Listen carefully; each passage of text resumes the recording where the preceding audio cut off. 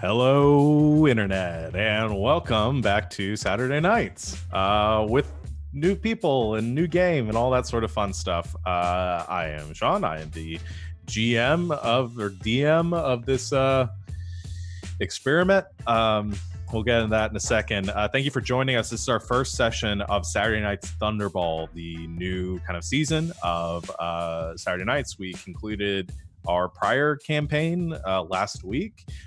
Thank you everyone who watched that and who came out to support us. And if you didn't, go check it out. It was what we had ended up with about 32 sessions of that game. And they were all very good. So definitely go and check that out if you got nothing better to do on a weekend. We, for today though, will be doing our new thing, which as I said before is called Saturday Nights Thunderball, in which this crew of athletes are going to be playing a sport called Thunderball within the world of Sarthia. Kind of same setting, but this is going to be a lot different than our past game. It's going to be goofy and weird. This sport, Thunderball, is something that we've entirely sort of invented for this game, bringing some inspiration from a few different places. Kind of has a sort of like Battle Ball vibe, but not anything like that. So definitely just come into this with an open mind. We may tweak the rules as we go, just because we have written this and it has not been play tested. So we're going to see how that turns out. A couple of things, just kind of our normal announcements. We have tomorrow, we will have their next session of Slang 101, which is our Monster of the Week campaign that Savannah runs. That's going to be at 4 o'clock Eastern Time. And then I don't think we have any streams this week, do we? As far as I'm aware. Shouldn't we have next Tales from the Loop on the yeah, that's right. Is that this week? Yeah, it's been 2 weeks. My calendar is so far off right now. Yes, Tales from the Loop, which are All Myths Are True, our Tales from the Loop campaign, which just started 2 weeks ago, will be continuing this Thursday. It's a bunch of kids in a small town in Alabama solving mysteries, kind of a Stranger Things vibe. So in the 80s, you like that again, contextually in important. the 80s, that is important and something that I continue to forget. I also run that game, and I definitely know when it is. Yeah, and it's all sorts of fun stuff. If you like Stranger Things and that kind of like kids getting into weird situations, come check it out. And then we'll be back for this next Saturday. I think that's it for announcements, though. So I guess we should start this. We're going to go ahead and jump right in to our very first session of Saturday Night's Thunderball. Thunderball. And I'm going to put this on.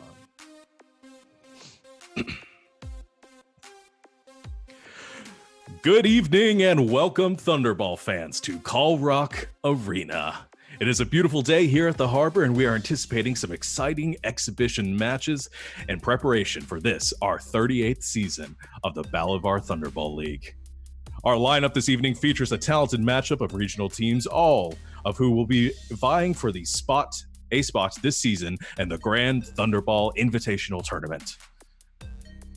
These teams have been training hard in the offseason in preparation for what will surely be the most fearsome season of competition to date.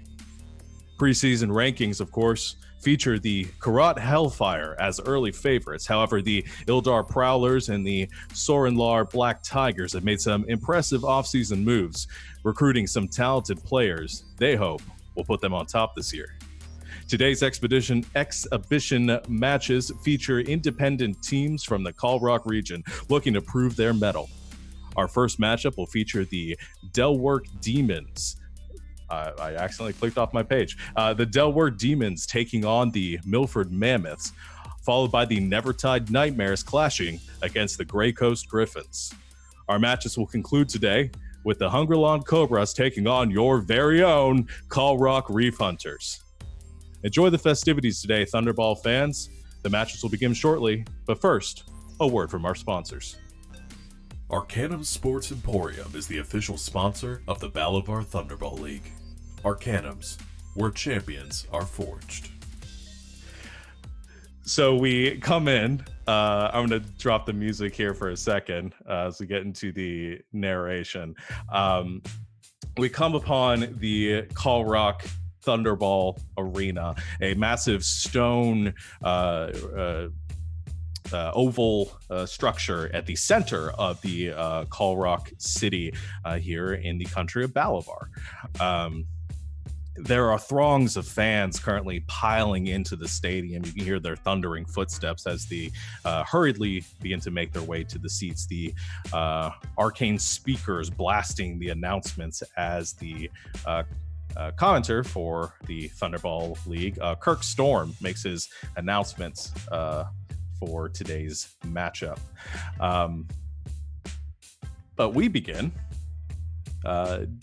underneath the stadium in a quieter space where you can just barely hear the murmurings and the cheerings of the fans as they are preparing for today's events.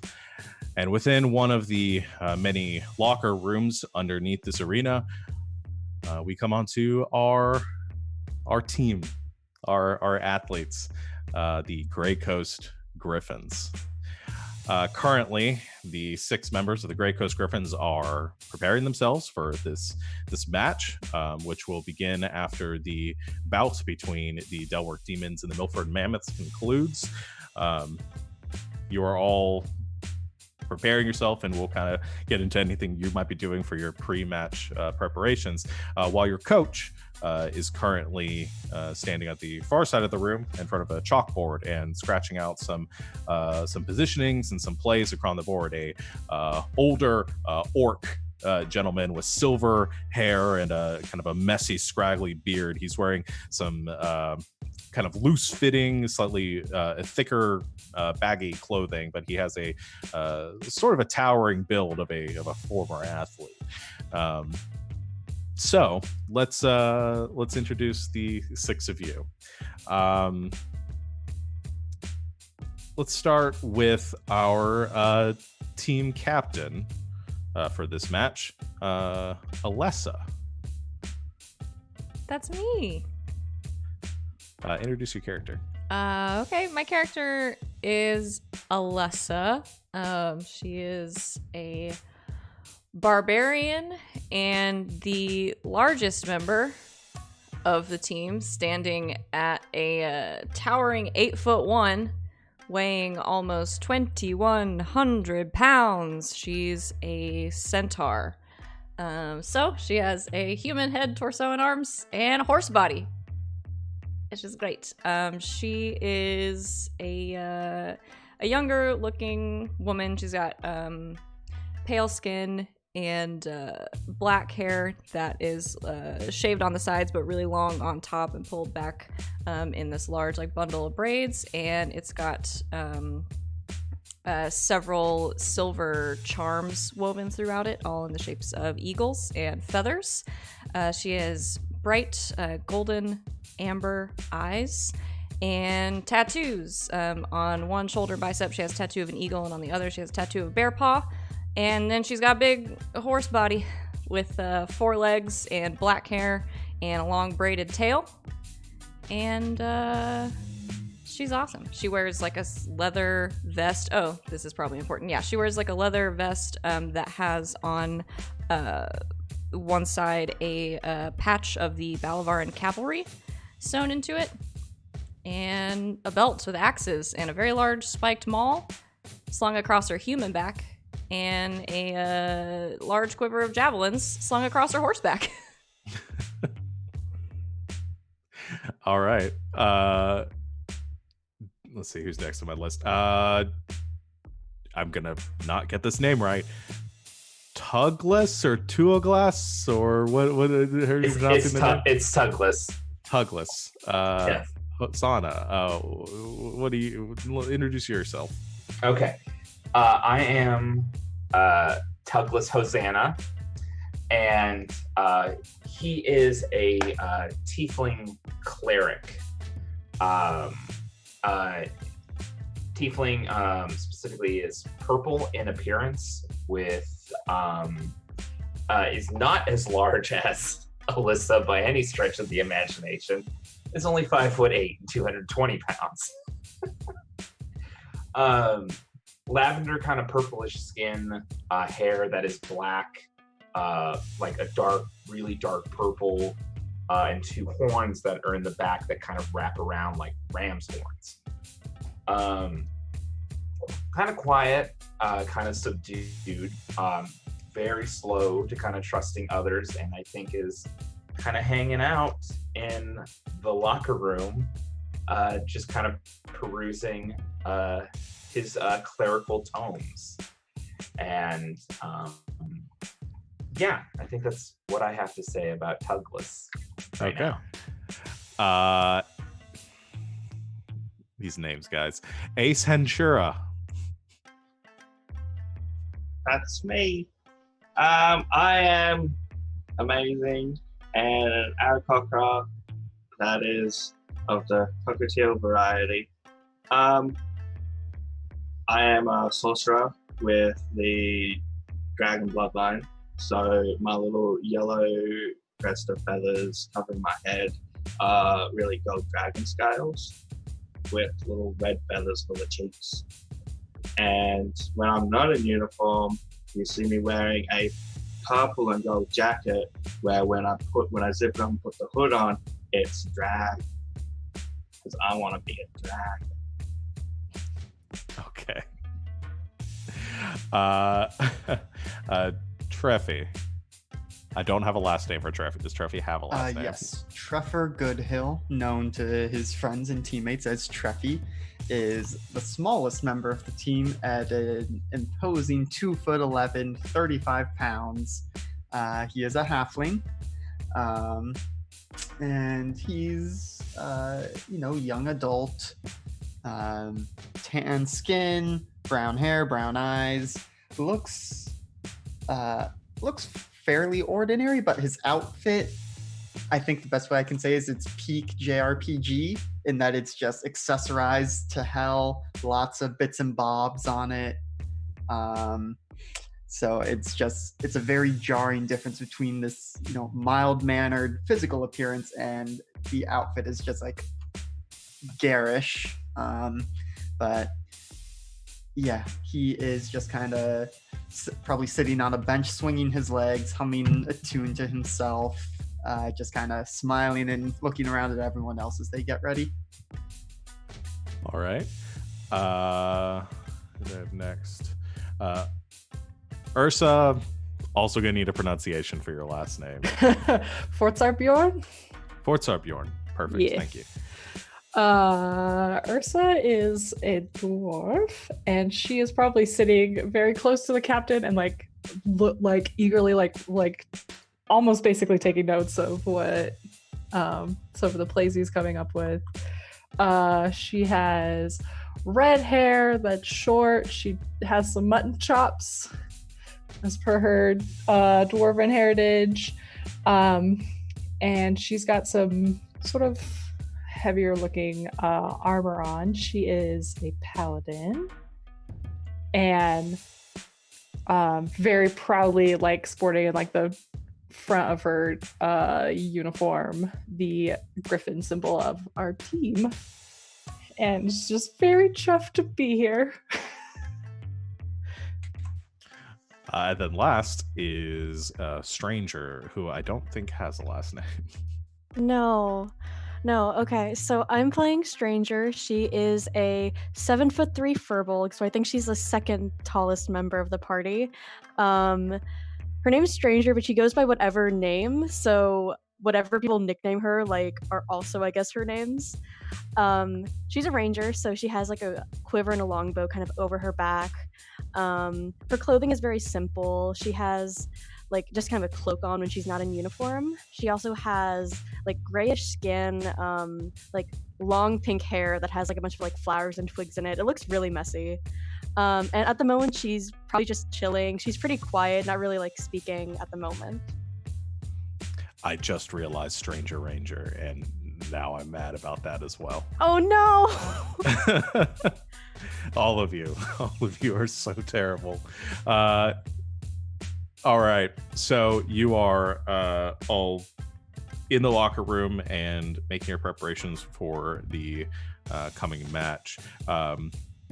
There's a knock at the locker room door, and your coach heads across the room, opening the door for one of the officials, who he hands the roster to for your match, and then heads back into the room. So what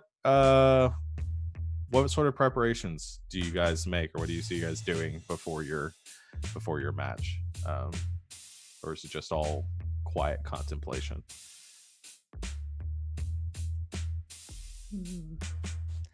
I mean, Ursa's probably trying to get some people to pay attention to what the coaches sort of like put on the board, and it's like, come on, guys, we got to get the hang of this. We want to win. Your coach, who did I give his name? I don't think I You gave did his not. name. What is his name? I want to know so bad. It's Yuri Marek. That's URI, and then MUREK last name. Uri Marek. Excellent. He says, thanks, Ursa. Yeah, so they're going to be using a 4-front rotation, which we should have the advantage of with our 6-front rotation. You can expect 2 defenders, striker, single infiltrator. Nothing too different than what we've seen already, so I don't think this will be too difficult of a match, but from what I've heard, I haven't actually seen them play. They're pretty unorthodox with their play style, so I would just be ready, be on your toes. They could try some things we haven't seen before. Is it okay if I'm on Alessa's toes? Listen, I'm not going to tell you all to play. You're doing your thing out there. We've had some wins, we've had some losses. Your style seems to be working out for you, but yeah, just whatever. I don't know. Sure. Whatever you need to do, Treffy. But listen, just need to stay focused. This might be the biggest crowd we've played in front of. Just get out there and do fine. Okay? Inspiring. Listen, I'm not really one for speeches, and I'm sure that won't change as the season goes on. For right now, just get out there, do what you do best, and we'll move on to the next match.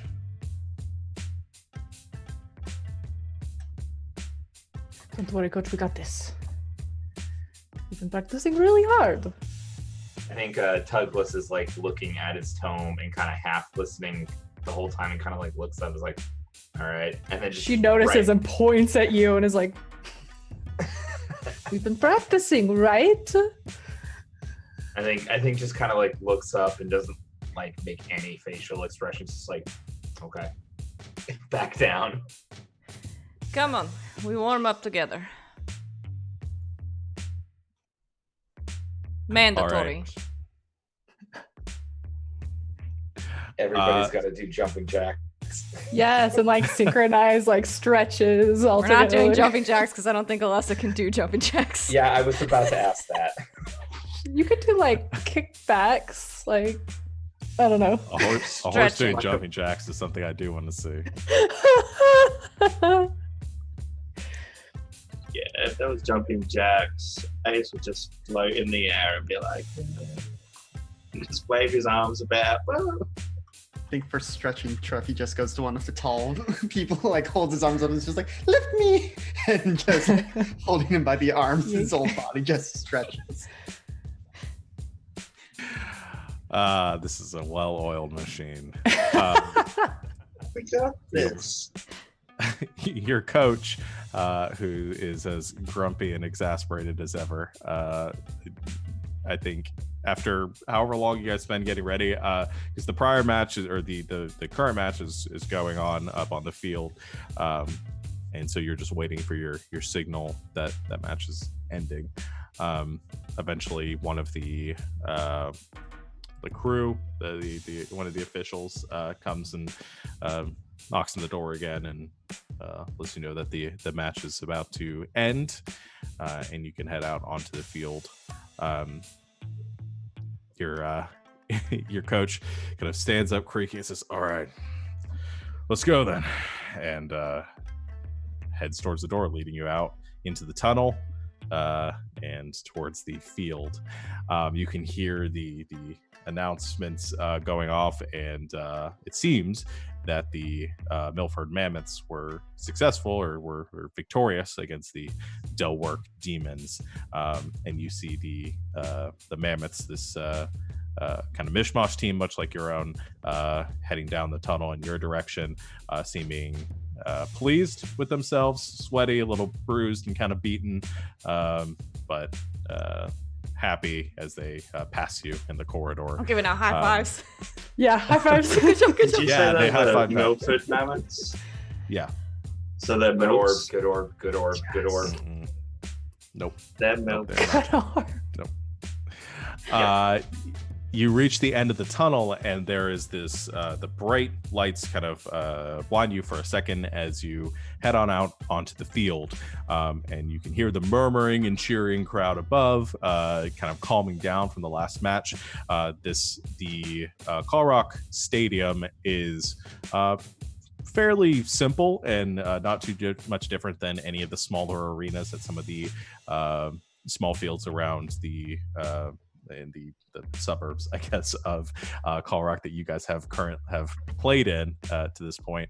Not too much different in its setup, except for the massive arena and the crowds. This is probably the biggest crowd that any of you have played in front of at this point. And though the stadium does not seem to be packed for this current match, it is steadily filling up.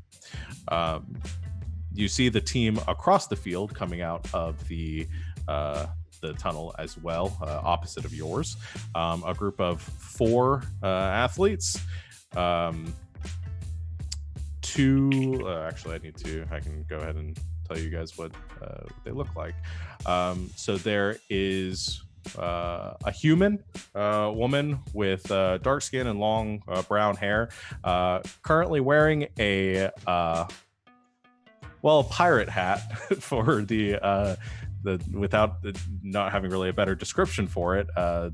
Looks to be a sailor of some kind, wearing leathers and kind of stylish clothing, more so than you would typically wear for a sporting event like this. There's also I said human. She's a Goliath. Never mind. A Goliath woman. So tall, imposing, but the same appearance. There is a human woman wearing heavier sort of chain armor, carrying a battle axe and a shield at her side. She has short brown hair and tan skin. There's also a halfling man with also kind of dark brown skin with tattoos down his face and long brown kind of coiffed hair. And then another human woman with pale skin, blonde hair, shaved on the sides, and she's sort of smiling to herself as she is walking out behind her teammates. And you get your first look at the competition, the Nevertide Nightmares. They head to their side of the field and begin to warm up and to stretch before the match. So you guys have a couple minutes there to stretch and warm up as well. You do your jumping jacks and run your sprints and whatever you need. The field itself is grass, no obstructions or obstacles to speak of, fairly simple. There are a series of pylons that mark the outskirts of the field, currently dull, not illuminated or active currently, but you know this is the boundary of the field, and then there is a series of pylons through the center as well that marks the division between the two teams. And then at the center, kind of towards the back of each team's side of the field, furthest from each other, there are 2 stone pedestals. And that is the arrangement of the field. You have a bench, kind of an area on your side that is slightly kind of covered, where your coach goes to sort of prepare and gets out his playbooks and starts to prep for the match. Eventually, the one of the refs comes over and checks with him, and then checks with your team to make sure everything is in order and that everybody is accounted for. And then the stadium goes quiet, and the announcer comes back over the stadium. The voice of Cork Storm, once again echoing throughout the arena, says, "Good evening, fans of Thunderball. Are you ready for today's matchup between the Nevertide Nightmare and the Grey Coast Griffins?" And there's cheers and applause. Not like everyone, but people seem mildly enthused for your teams. Ursa's just like screaming for their team. He follows up and says, "Now, the lineup for each team for the Nevertide Nightmares. Team captain, Atra Kasur, infiltrator." And you see the Goliath woman kind of jog onto the field and kind of waves, brandishing brandishing her rapier as she does so, and kind of gives a wave to the audience. "Aha, Urakau, striker." And you see the human one with the short brown hair also go running onto the field behind her captain. I can do this while I'm putting them onto the field here. So that is the first one and the second one. "Aski Eklek, defender." And the one with the pale skin and the blonde hair jogs out into the field. "And finally, Rifoa Fibri, defender." And the halfling man goes jogging onto the field as well. Facing them, the Grey Coast Griffins, team captain, Alessa, striker. And Alessa, you go jog out of the field. You guys can describe if you do anything in your field entrance as you do so. It's super cool. Yeah, I'm gonna pull my I'm gonna pull a big maul off my back and just hold it two-hand and kind of run. I guess I'm galloping because I'm a horse, but out onto the field and do kind of like a lap and then like a big like stand up on my back 2 feet buck. Okay. Trevor Goodhill, striker. Treffy comes out doing some cartwheels and then gets dizzy and just lies down on the ground. Douglas Hosanna, defender. Tuglas comes out and takes position kind of in a defensive stance and pulls out his warhammer with 2 hands and just kind of like holds it at the ready. Ace Henshura, defender. Just because it's amazing. I use one of my spell slots to cast Dragon's Breath on myself, so I can fly in and raid fire like a dragon. Okay. How long does the spell last for? A minute. Okay. You come soaring in. I think the audience like you hear some oohs and ahs and cheers as this happens. Oh wait, I forgot I had this. Crowd noises. There we go. This one just a golf clap. Yeah, just yay. Ursa Forsvarbjorn, defender. That's me. Ursa like walks up to like about sort of like where the pylons are, and like before stepping on the field, just sort of like takes a knee for a minute, and then gets up and just like looks super pissed and like so Okay. focused, and she gets onto the field. And finally, Stranger, Infiltrator. As she comes onto the field, she's just gonna kind of like wave at the crowd. She's gonna like pat Ursa as like she walks past. This is today's starting lineup for the match between the Nevertide Nightmares and the Grey Coast Griffins. The match will begin shortly, but first, a word from our sponsors. This match is brought to you by Vine Bottle Brewers. You've tried the rest. Now try the blessed. And you have a little bit of time to get ready. The refs begin to sort of prepare the field. There is a 1 minute sort of setup that you are given before the match starts. The pylons begin to activate, and this barrier comes into effect. That kind of this dome that forms around this entire field, cordoning off the field of play. Oh, sorry. I'll turn the crowd How down. convenient. 1 minute. So you have exactly, well, it's in the rules as they are on Roll20. So you read your Okay. Thunderball handbook, you would know. So yeah, you have exactly 1 minute to do any setup. You see the other team, one of them begins to cast a spell, begins to incant a spell as they are preparing. Anything you guys are doing to prepare, or anything you can do, you essentially get one free action before the game starts. 10 free actions. Well, 10 free actions, or you can take an action right before the thing.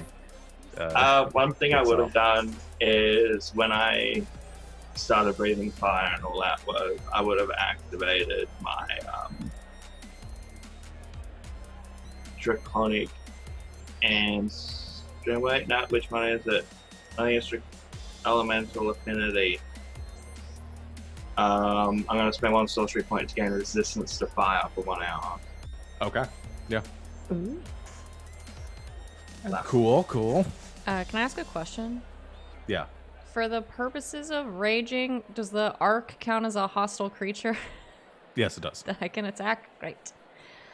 Then I'm gonna wait until the moment before the whistle, and I'm gonna rage. Okay. That is fine. Question for us as players. When the game starts, does the field shift, or do we know that this is just, it's going to be a like standard field for the match? Or It's is it going to be a standard field for the match. Yeah. We're not at the level of play where you guys get your Pokemon field transformations yet.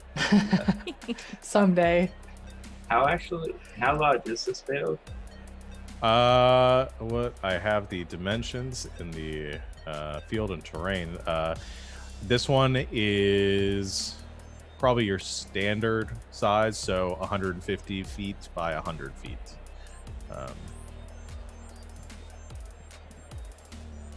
So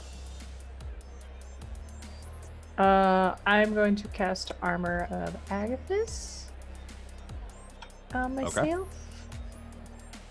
So there's sort of looks like lightning that coalesces into sort of this icy armor. perfect. Okay. So elemental resistance, raging, armor of Agathis, any other effects? I will say a couple of things that I don't remember if you guys remember. So you can cast spells on yourself. If you cast a spell on the member of your team, if they pass through the barrier, it stays on them. You just can't cast things through the barriers themselves. You see the members of the other team, the one that had started incanting, Aski, the one with the blonde hair, she finishes, and a dome appears on their side of the field, a smaller dome, as she casts Liamon's tiny hut. Ooh. I like it. I would like to cast resistance cantrip on if Stranger is willing, I feel like Stranger would probably get the most benefit out of resistance as an infiltrator, possibly. I'll take it. Cool.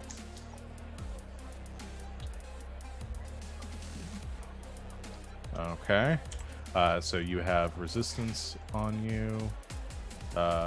Anything else? Do we know where the arc is going to be? Is it It essentially it'll spawn in on your side of the field, probably towards the center. okay? Then I'm going to position myself about 30 to 35 feet away from that spot. Okay. I can estimate where it's going to be.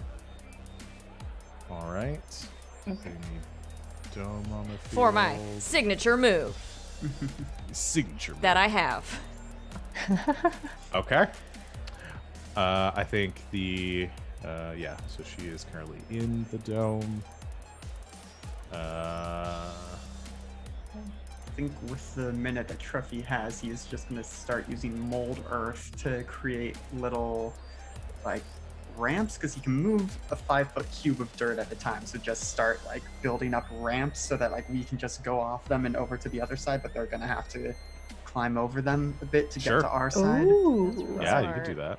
With only a minute, I can only do like a little teeny tiny bit. So I think So maybe, actually gonna do like a ramp gap, just in the middle.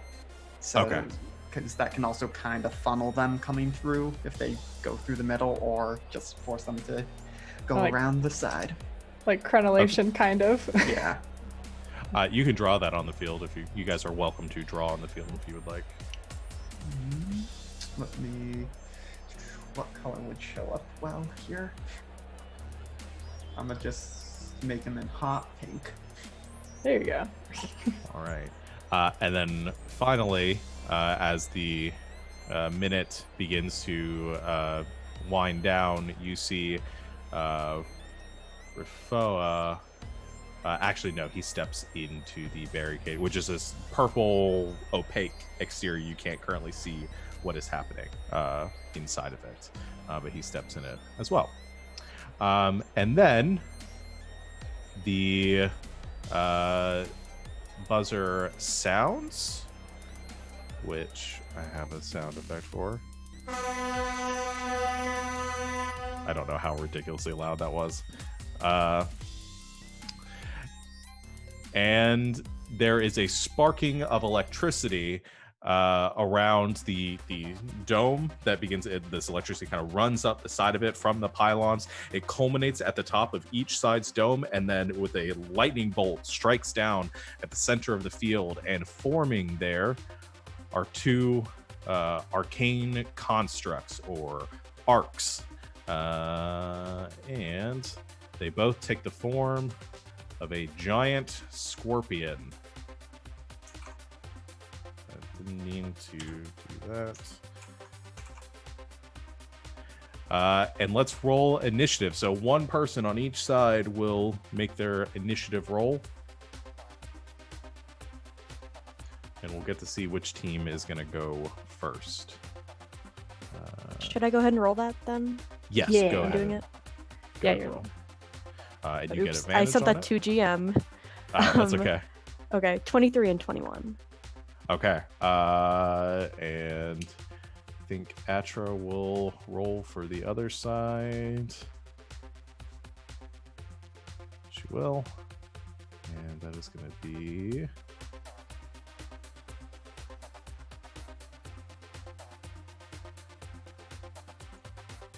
Nope, that's like a 9. So that is not going to be enough.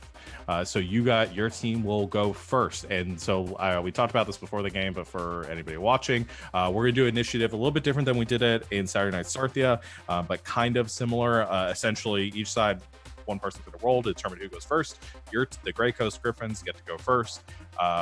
One of you gets to go, and then I wish you can confer amongst yourselves how you want to plan to use your actions and stuff. But once one of you goes, somebody on the other side will go, or one of the arcs will go.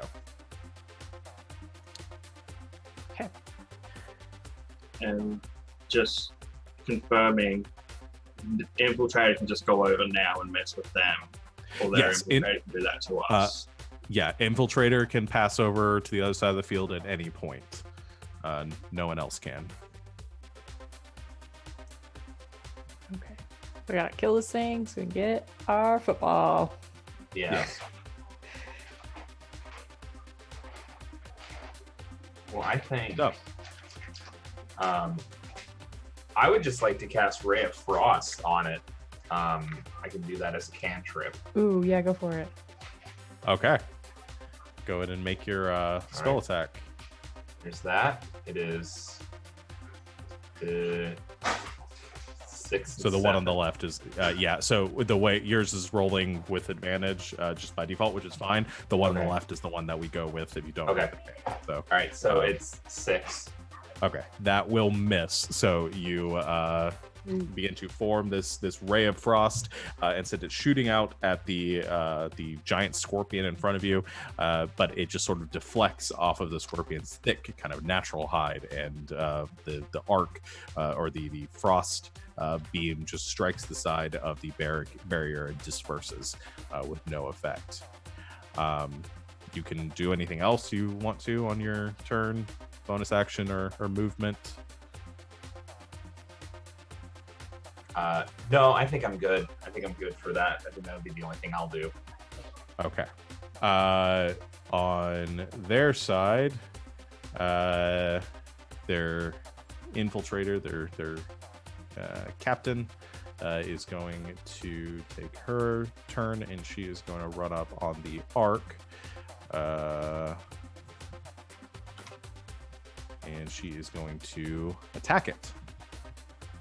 That is going to be attack with her rapier for a 18, which will hit.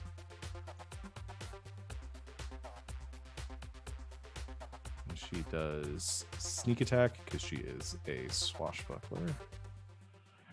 20 points of damage. All right. So she runs up to the scorpion and just stabs in the side of it with her rapier. As she rips it out, you see this electricity sparking, the scorpion kind of pulling back, its tail coiling up. It looks very heavily wounded by that strike. Back to you guys. I'm going to charge the 35 feet I pulled back straight towards the scorpion and attack it. Okay, go for it. So I get 2 attacks with my maul. The first one's a 22. The second one's That'll an hit. 18. Also hits. Okay, so with the maul, as I throw my freaking dice everywhere,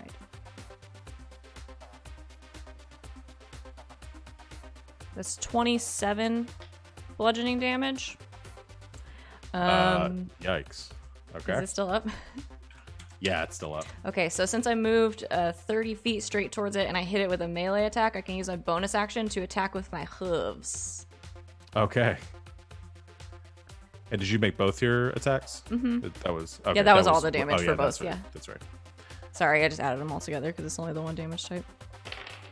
That's a natural 20. Okay.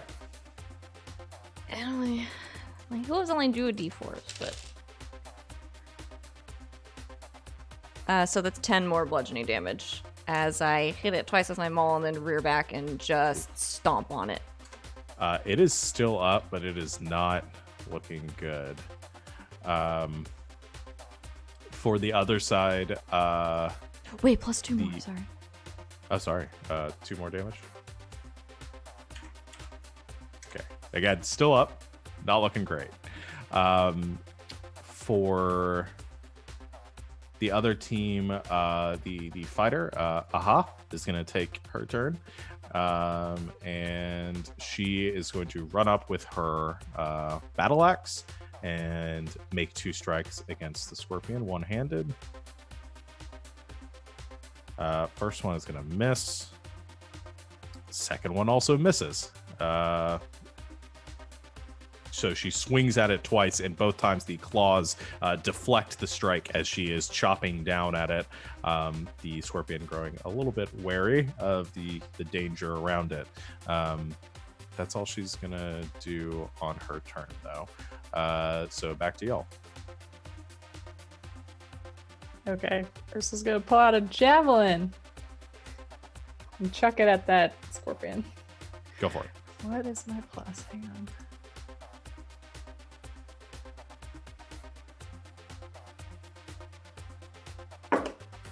Well, that's a 1. Dang it. Then I'm not a halfling anymore. Bummer. So that's like a 6 total. Yeah, that'll Don't miss. think that hits. Yeah. Question, Sean, do we have legend points in this game? No legend points in this game. Okay, it's all good. She just screams angrily. Do you have a second attack? Do I? I can't. Yes, I do. I have an extra attack. All right, gonna angrily throw another one. Go for it. I forgot paladins get more than one attack. Okay, that's a natural 20 this time. Nice. So focused. Okay, so the javelin. Click. Okay, so that's 8, 9, 10. It's 12 piercing. Oof. It's still just barely holding on. Ah. Anything else for your turn? Just gonna step back closer to the pedestal. Okay. I'm gonna have the scorpions take their turns now. They are going to strike. Let's see. Alessa, you're like right there in its face, right? Yeah, I just stomped on its face. Okay. So I think it's gonna make a. Let's see. It's who else? Is anyone else moved into melee with it, or just Alessa? I think it's I just think me. just think it's just- Alessa. So it's gonna make some claw attacks against you. Okay. It's a 21 and an 18. Those both hit. You're raging though, right? Yes. So it would be 11 damage, reduced to 5. Heck yeah. And then it'll attack with its stinger. That's only 11 to hit, though. That misses. Okay, so it strikes out 3 times. You get hit with both of the claws. It does grapple you with its claws. It stays like latched onto you, and then its stinger comes.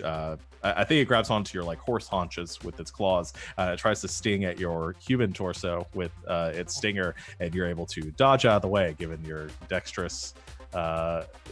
Strange centaur form. The other scorpion is going to make 2 claw attacks at the captain, Atra. It's a 17 and a 23. Both of those hit. And she's going to take 4 points damage on the first one, and then uncanny dodge the second to take 3. So that'll be 7 points of damage total. And then it's going to make a stinger attack against Aha. For 16, but that'll miss. She will deflect that with her shield. That is the giant scorpion's turns. It is back to you guys. Hi, I got this. Let's firebolt this thing, not fireball everyone. Those are different. Apparently. What bad? 22. That hits. Okay, and because I am part dragon,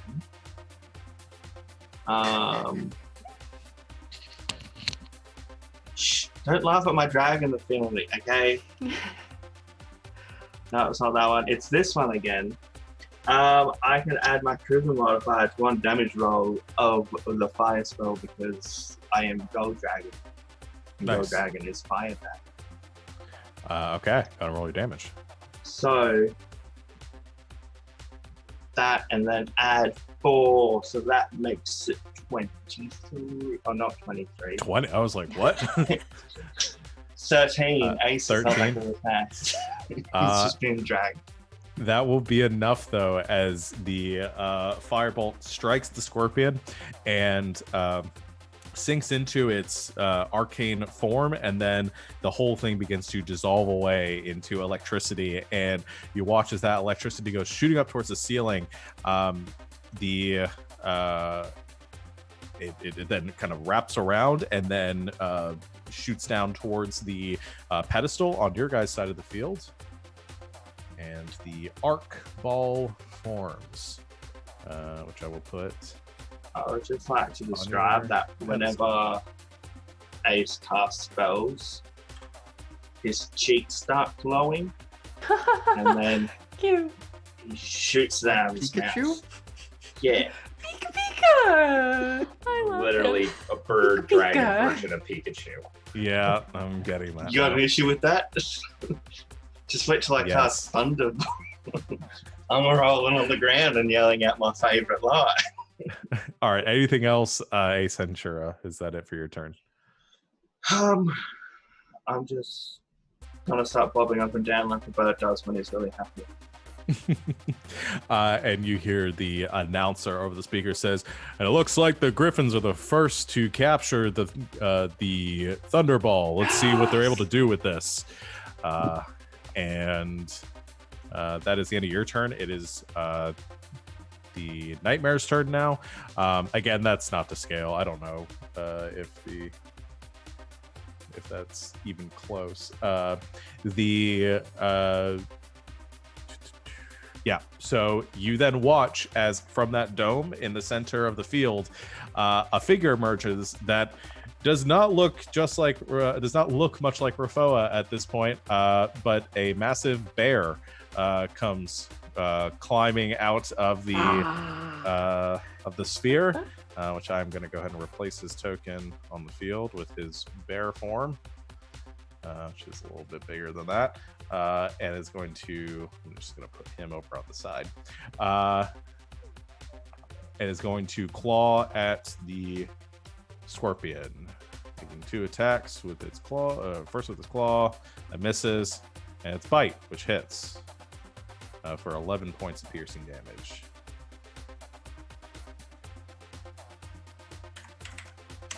And the crowd cheers as this happens, kind of echoing off your last cheer that you guys had defeated the scorpion. Now see this bear come flying out of this sphere. That will end his turn. So you guys have the ball. What do you do? So if I have a quick question. When does, with this back and forth, when does the round sort of end? Because they're going to run out of turns before we run out of turns. It'll just, you guys, everybody has taken their turn. Okay. So, okay. yeah. Go for it, Treffy.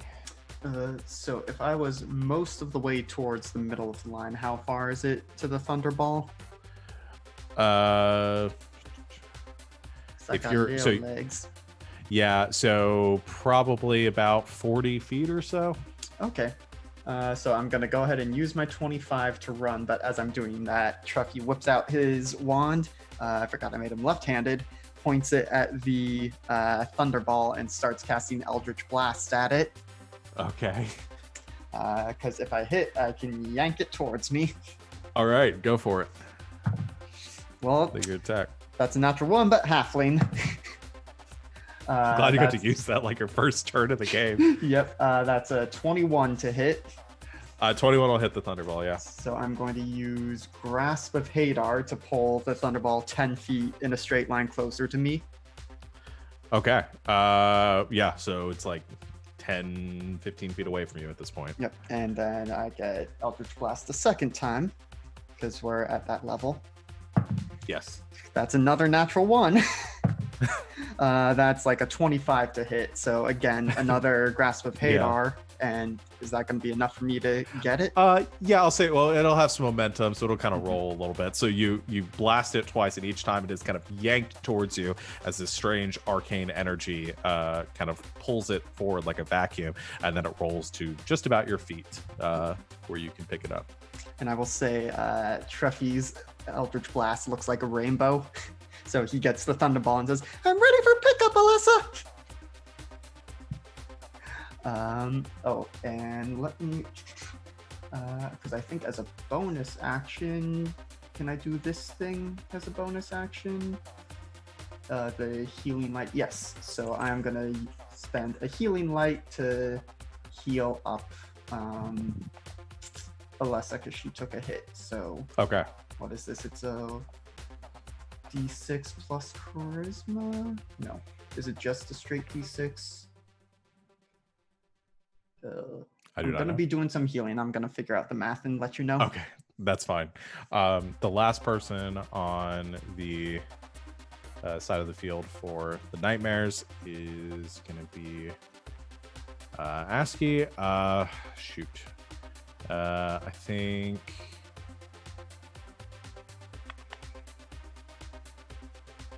Yeah, let's do this.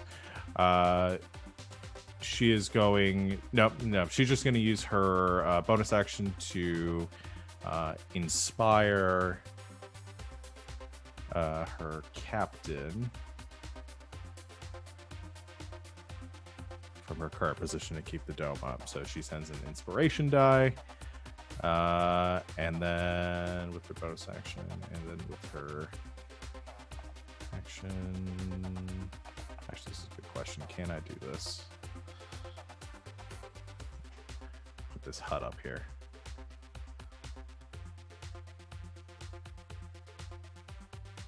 Can't extend. Well, that's a good point. Actually, I'm gonna have it. She's gonna step out of the dome because I don't think she can do inspiration through it, because I think I would consider that a magical effect. So she does not. So the dome disappears, and she is going to use her action to.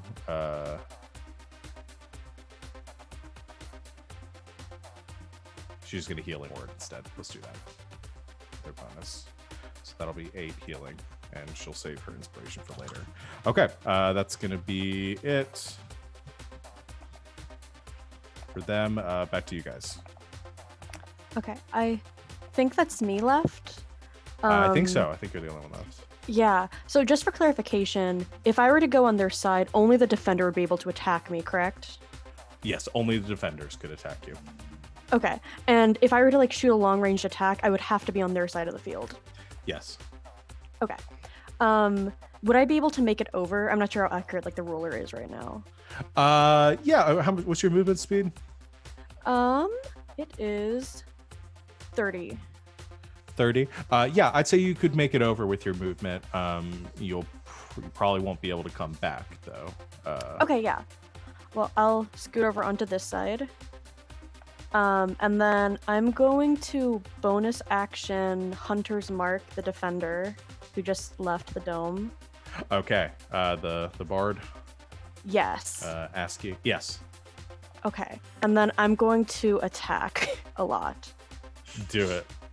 Okay. So I have 2 longbow attack. I'm gonna mark the her with a Hunter's Mark thing. Let's just do that. Okay. Okay. Natural 1 and then a 19. The 19 will hit. Okay. So it's gonna be 10 piercing from that, and then 4 piercing from Hunter's Mark, and then I have piercing thorns. So as I'm shooting my arrow, like kind of thorns come out of that, and that's gonna be additional 1 damage. Okay.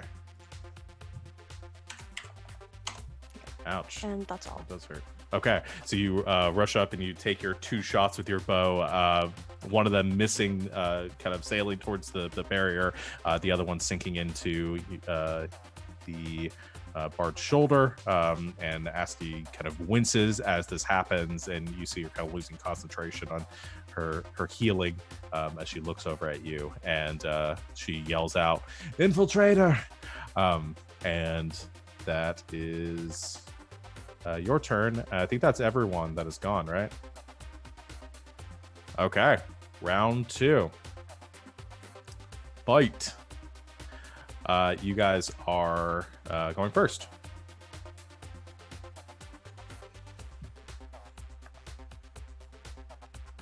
Unless anybody wants to do anything before we do this, me and Truffy are about to take off.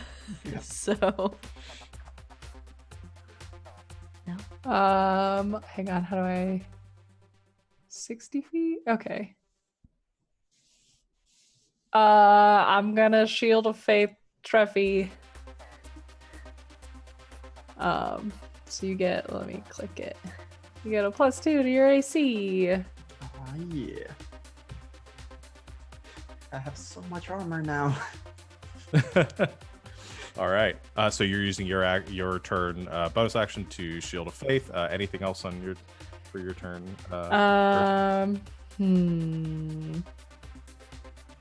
Not yet.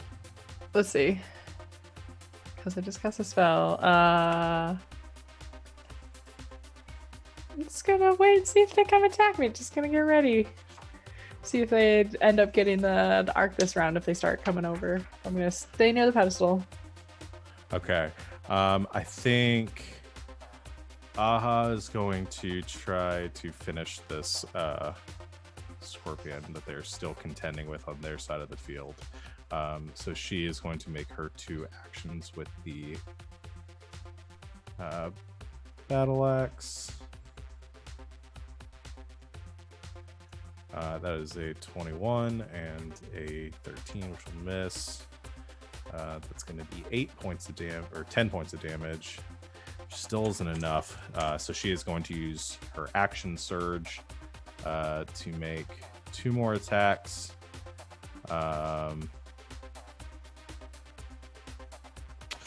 And yeah, I think she's just going to go ahead and do this. She's going to use her bonus action for her fighting spirit to gain advantage on these attacks. It's 22, 17, both hit. For 8 plus 7, 15 points of damage, which will be enough to destroy the scorpion.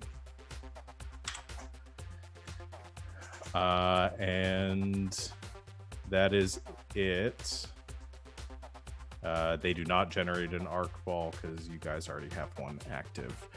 So she just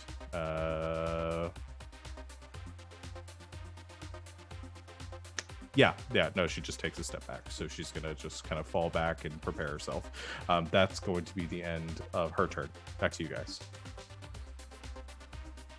Okay, I have a question. Yes. Where did we land on more than one person having a hand on the ball to be able to get through the line? You can do that. Yeah. Is that a thing? Great. Anybody who has their hand on the arc sphere can move. Great.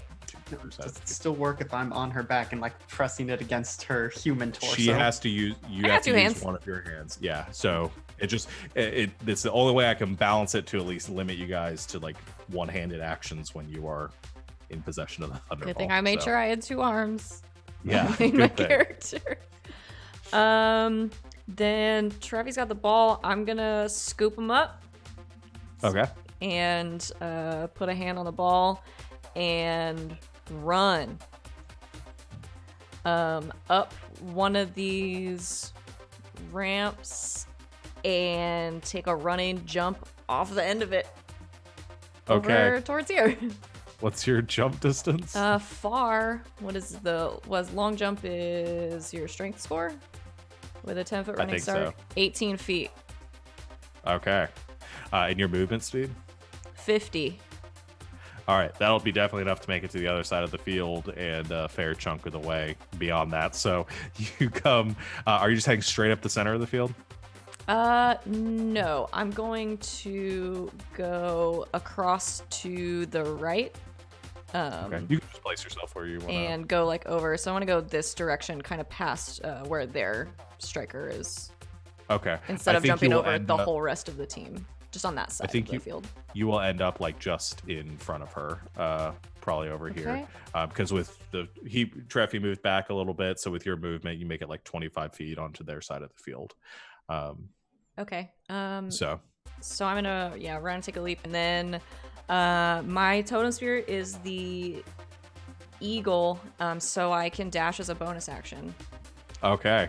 So I'm gonna dash with Treffy and the ball, just right past their striker. Okay.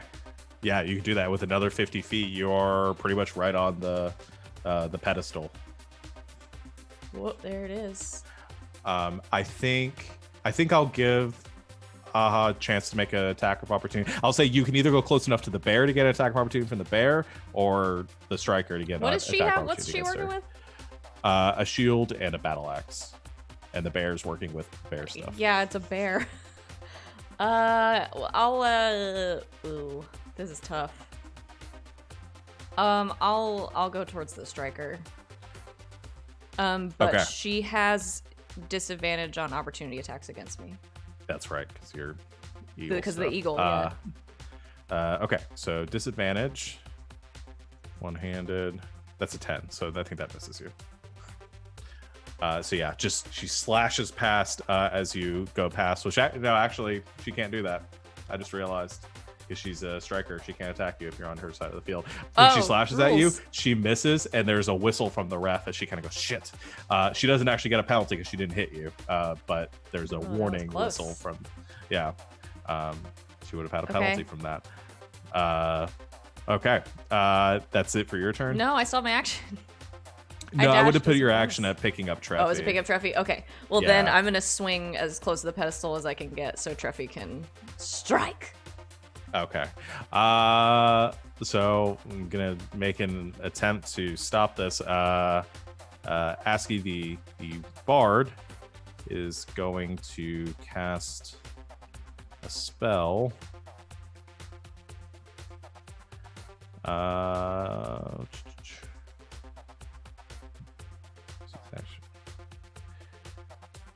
Okay. Yeah, I think we're gonna do this.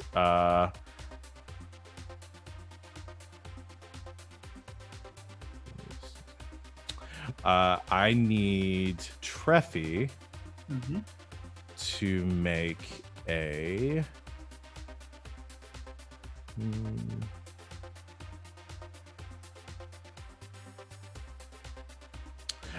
Yeah, I need Treffy to make a wisdom saving throw. Is this by chance something that might frighten me? No. Okay. No, this is a charm condition. So I don't get advantage. Wisdom save, that's a 21. That's a success. You watch as this black crown begins to form on Treffy's head, and then Treffy, you resist it, and the crown shatters and falls to pieces. And you hear her yell curses from across the field, and it is back to you guys. All right. The pedestal is uncontested. I'm gonna put the ball into hoop. It's not a Okay. hoop, but it's It is not a hoop, Done. but yeah. So the way that the striking works is that if it is uncontested and you're within 5 feet of it, you may use your action to automatically hit the pedestal with the ball. And so Treffy just reaches down and smacks the pedestal with the ball, and it disperses and kind of bursts into a cloud of electricity as this happens, and the buzzer sounds. Hit that again. And the first round is over. Treffy's gonna high five Alessa as we start trotting back over. Good You can- try. Aw. He'll shout to Blondie. I don't know their names. Asky. Yes. Treffy's so yeah. nice. She seems frustrated and kind of kicks at the ground, and you see her captain, Atra. We also put 3 A names on this team, and that's really Well, bad, see, now you you're know. just doing it to yourself. Now I just did it to myself. It begins to kind of head back and coordinate. So, that is the end of the first round. So the way that this works is once there's been a scoring play, there's a reset. It's a 1 minute reset unless anybody wants to take a timeout. And a timeout we can do like. Wait, there's a list of things. It's like a partial short rest, right? Yeah. I say How many timeouts do we get per game? 3. And then 3 10-minute timeouts. Got it. So now that we have scored, if I'm reading the rules right, it's when the next round starts, they just have a Thunderball while we have an arc on our side. Yes. Okay. Oh, I forgot about that. Yeah, we may want to switch things up so that maybe we only have one striker. So, because otherwise the strikers are just kind of, if they get the Thunderball over here, we're not going to be able to do anything to stop them. But you can deal with the arc. I mean, we've got 3 defenders. Yeah. We'll test it out how it is. If they come over, the strikers do the arc damage. Yeah. We haven't stopped them. Do we need to destroy the arc? Like, say they bring the ball over, we destroy them. You can't destroy the arc. You can take the arc and take it back to score. Yeah, we could intercept. But Isn't If- the arc the if massive we- scorpion thing? yeah, if we cause a fumble and get the ball, can we score while our arc creature is still active, or do we have to kill it? Okay. No. Essentially, the only way the arc is pre-generated this time. You don't need to defeat a thing to. It's just an extra issue for us to deal with. Okay.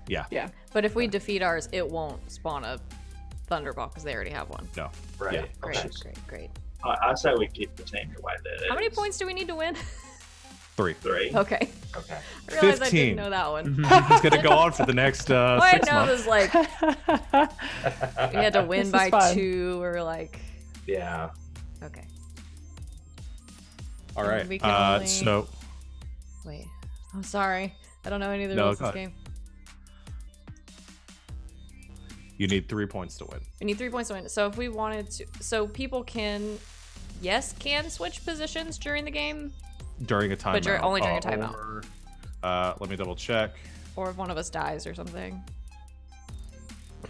During a timeout or field reset. Or as a result Reset. of Yeah, that. that's Okay. right. Oh, So okay. you So could if we wanted switch. to, we could. You could switch Okay. teams. But switch you guys positions wanna keep- right now.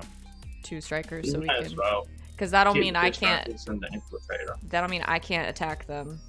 Right. So Yeah, but you you guys you can 3 get the damage. ball away, and then Yeah, The you guys Yeah. can still get the arc, but yeah. Okay. all right, and we'll contend with the arc. That sounds great to me. Okay. Yeah, I'm okay with the keeping the setup. Yeah, let's try it. Sorry, it's helpful for me to talk through it. If it Yeah. doesn't work out, we can change it next time. Okay. Yeah. Now, one last question for me as a striker. If I cast a spell that does not damage them but still targets them, that's a penalty? Yes, it is. Okay. So we just can't target them at all. Yeah, you can't target them at all when they're on your side of the field. Okay. What about when I'm on their side of the field? Then yeah, we can attack. Fair but game. We can- we we have can to fight have back, a right? Thunderball to get over there. Okay. Yeah, except for Stranger, who can go over Just there do right whatever. away. Just do whatever they want. Yeah, can't attack. So Stranger can attack people on your side of the field, but she could immediately go to the other side of the field and start like attacking them as they're getting set up. Yeah. if she Okay. wanted. Is Stranger's nickname Danger? Because I would love that Stranger. That Stranger can Danger be your Ranger. nickname. Stranger danger. That's so good. Strikes from the okay. shadows. Sorry. Oh, All right. man. Okay, I think I understand. Yeah, it's okay. It's a learning curve. Even I don't remember all the rules, and I wrote them. So Okay. Sean, would you turn on my aura so people can see it? I forgot I have an aura protection. oh yeah, I forgot about that. Yeah, I'll turn that on. We're gonna go ahead and take. Can you give us a point, Also that, Yes, please. I'll give you a point. please? We worked really hard for that point. Yeah. But we're gonna go ahead and take our break here too. Okay, sweet. So yeah. So as the field is getting reset and you guys are repositioning and figuring out your tactics for the second round, we're gonna go ahead and take our break. We'll be back in a couple of minutes, everyone, to continue with the second set of this Thunderball match to see how this turns out. So stay tuned.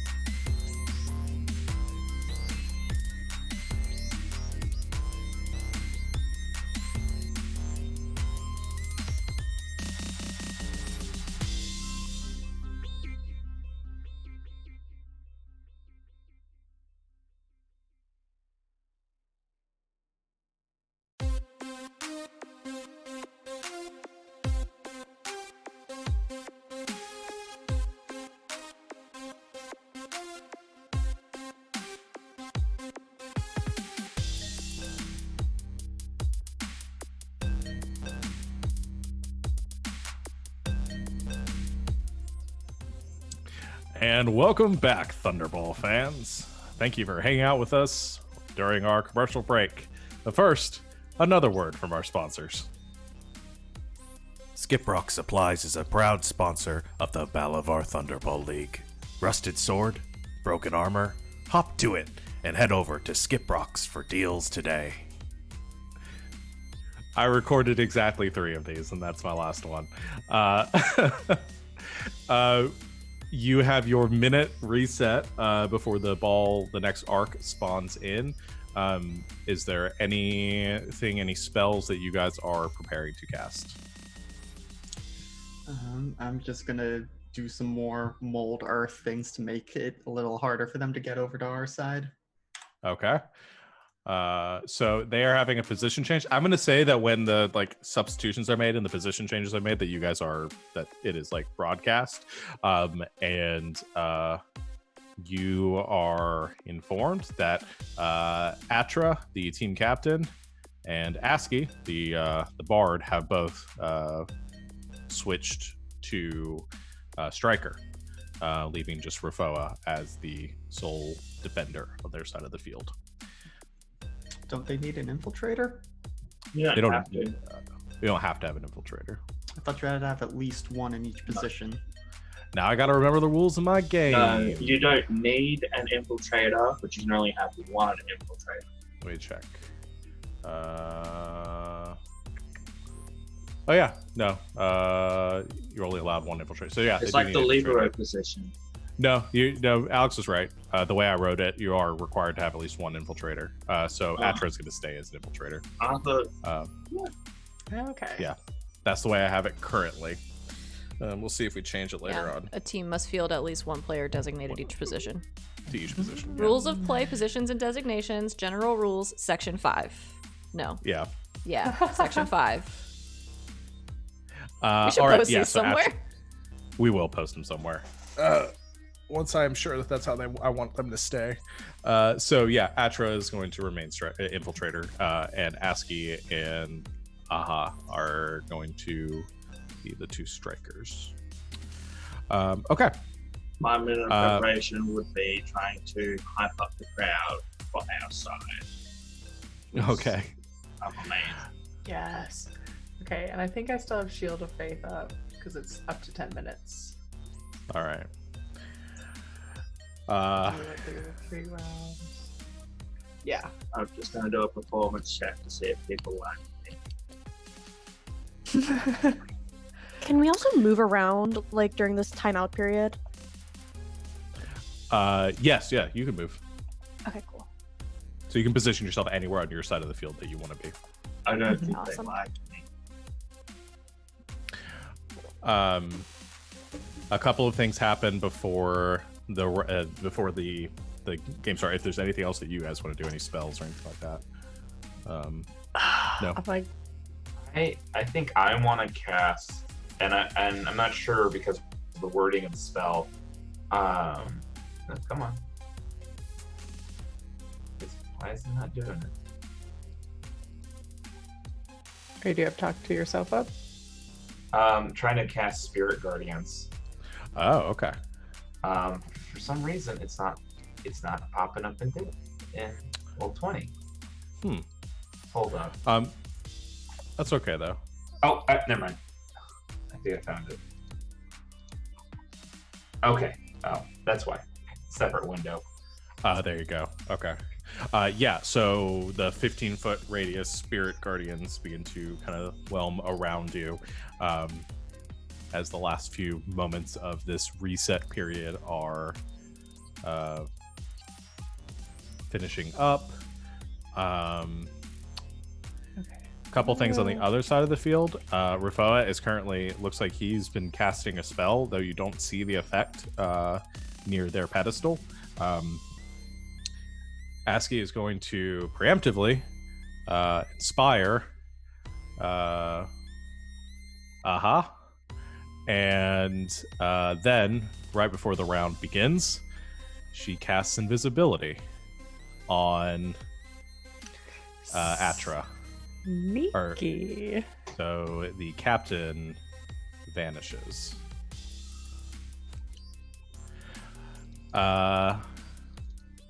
And the buzzer sounds. And the round begins. I'm gonna go. I guess we can reset that back to round 1. I need you guys someone to roll for initiative. Should I just do that again? Yeah, you can do it again. Yeah, go for it. Okay, cool. You're our best chance at going first. Oops. 23. Yep, and that's enough to go first because rolled an Awesome. 8 on my end. Once again, I'm terrible at initiative rolls. So Hey that, team, is it okay if I do something first? Yes, go for it. I do need to Okay. spawn in the arc. Oh yes. Yeah. Before you guys get going, which another surge of electricity just on your guys' side of the field, and spawning hovering about 20 feet in the air, and almost swimming through the air, you see a giant shark circling your guys' side of the field. Okay, Oh, now you man. may go. Okay. So I'm going to first do hidden step. So as a bonus action, I'm turning invisible. Mm. And then I want to sneak over. And with my action, I want to cast oops, which one? Entangle. Okay. So they can't see me do it, but it's a 20-foot square, and I was thinking about starting it like right here. Okay. 20 foot. I'm not sure how that works with the measurements, but Yeah, I'd say where you currently see everyone standing, you could probably get Rifoa and ASCII, so these two, in your square. They are close enough together at this point. okay. I don't think I actually want to target them. I think I'm gonna put it Okay. like a little far up. Like I just don't want them to Okay. like see it though. Okay, yeah, because your invisibility is not like the spell; it'll stay in effect when you Yeah, cast. yeah. It just ends at the end of your turn. Yeah. Okay, so yeah, you can do that. Can you pop entangle? Oh no, you did. Perfect. So 20-foot square. When you cast a spell, must strength saving throw. So based on my reading, if it only affects creatures in the square when you cast it. It doesn't do like a persisting effect. Oh. Well, it does make the Um, ground difficult terrain, but the main thing is okay. it can restrain if you Yeah, cast Okay. it on so people. it won't be able to restrain them if you do it, but it will make it difficult terrain during that. Can I do a different spell then? Sure, yeah. Okay, this one's really similar. We're gonna lose spike growth Oh, instead. spike growth. Yeah, that's perfect. Yeah. And that's camouflaged, so they won't notice it unless they against your spell DC perception check. Okay, perfect. Yeah, so Okay, you sneak to the other side of the field and you create a spike growth between them and the barrier as they are getting set up. That's nasty. Have you done this before? Like, would our strikers know, okay, she's got invisible, like, Yeah, step I here. feel like we need like a code word so we know what's Oh, up. we should. Do you move back to your side of the field before it ends, or are you staying over there? I'll stay over here. Okay. And do you turn back visible at the end of your turn, or your start of your next turn? Start of my next turn. Perfect. Okay. But if I make a damage roll, I turn uninvisible. I don't know if that's affected by like if they take damage by the spike growth though, since I'm not rolling that. So Interesting. I don't have a clear answer for that. I would Your call. imagine that it wouldn't affect unless you are actually damaging something okay. with your action. So I'll say no. I'll say you'll stay unless they perceive you beforehand. Okay, cool. Cool. I didn't put on the like pump music. This is the same one we had last time, wasn't it? I'm gonna do a different song for this round. Okay. So it's gonna be their turn. I think Rafoa is going to. He's going to stay there. Yeah. Aha is going to retrieve the Thunderball. And I didn't mean to do that. So now she's in possession of it. And over by Rafoa, looking to ASCII to make the first move. And ASCII can't do anything this round, but she's going to be leading, I guess, the charge. Haven't stepped in your spike growth, but it's probably going to happen in about a second. That's going to end Aha's turn. You guys can do something on your side. Strikers go first, so the defenders are free for if they make it over to our side. Okay, so then, unless you want to try and hit the shark, well, it's actually no. I should probably try and hit it first and pull it down to the ground. Yeah, I have javelins, but I'd much rather use my maul. Yeah. So just from like where the shark is placed on the board near me, is that its relative position where it is right now? Yeah. Okay.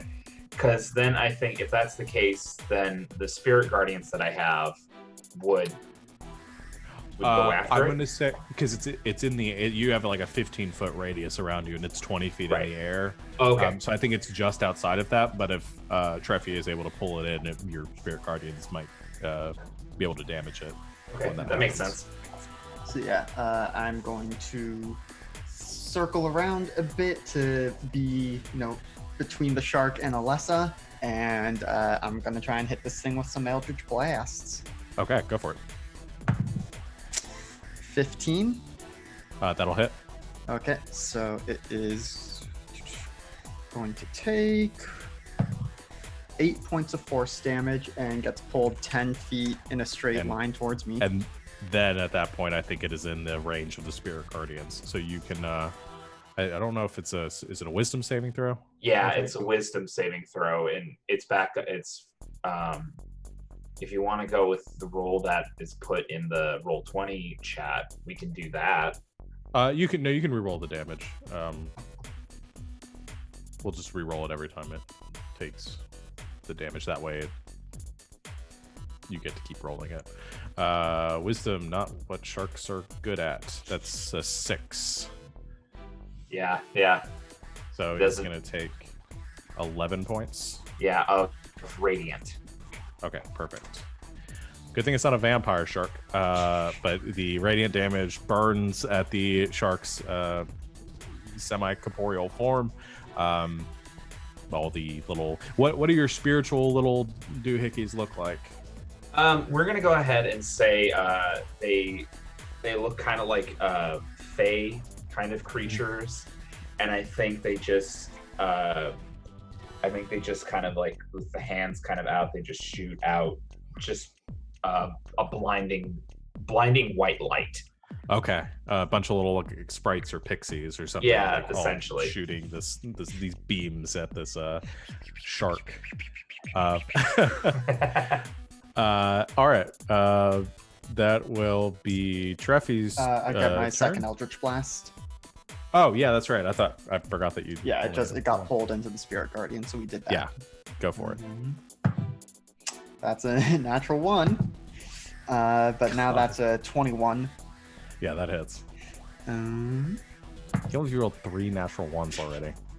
Yep, and that's 9 more points of force damage. All right. 9 points of force damage. And are you pulling it towards you? Yeah, I think so, which probably brings it pretty much right up on me. But yeah, I'm hoping that my big, strong centaur friend is going to come stomp it. Yeah, it's like right in your face. It's pretty much on the ground now. So after you take your turn, ASCII turns and is going to start moving towards the barrier, right into the spike growth.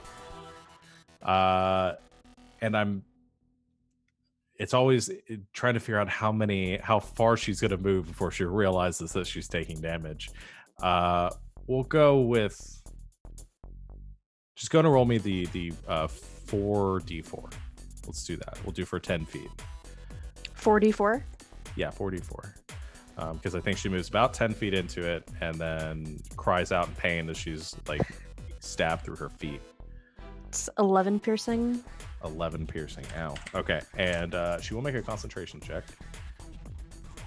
on that.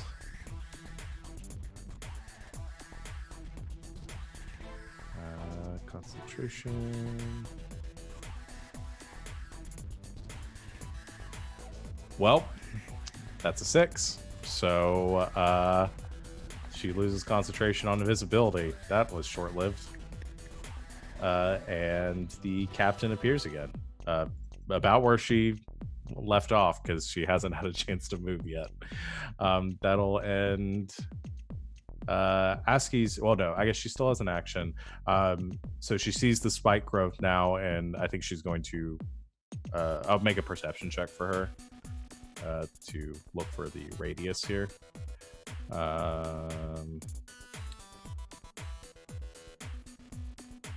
That's a 20. What's your DC? Yeah, I assume 14. it's not 20. Yeah. Yeah. So she does notice the radius. I think she does point it out to her teammates at this point where the spike growth is. She's still inside of it, and I don't think she really wants to keep moving through it right just yet. So what is she going to do? These are some weird situations you guys are putting me in. She's going to use her bonus action to heal herself at level 2. So I'll be 10 points of healing.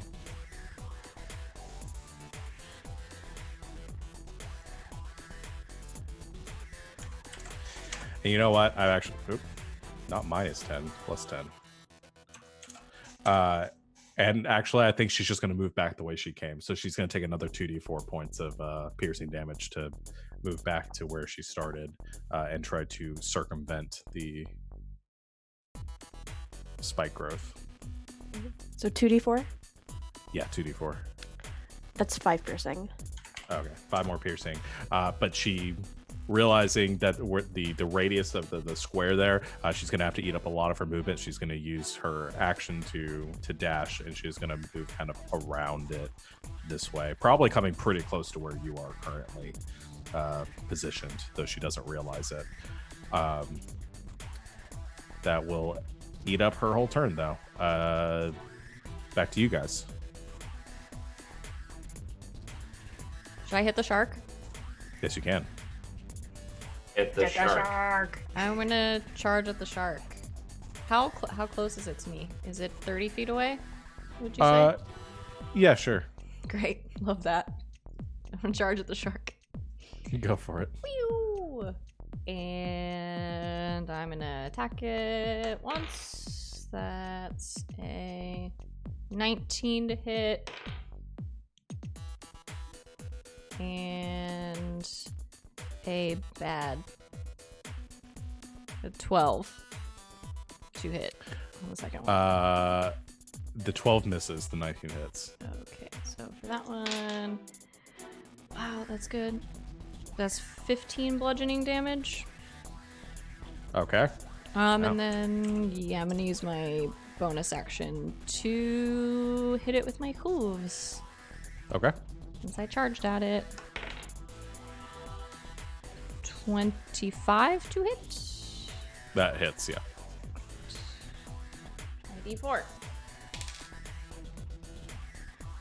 7 more bludgeoning damage to the shark. All right. -7. Okay. It's a hardy shark. It's still looking okay, but it's taking a lot of hits. Speaking of which, I think the shark's just going to go ahead and take its turn after you, and it's just going to bite back.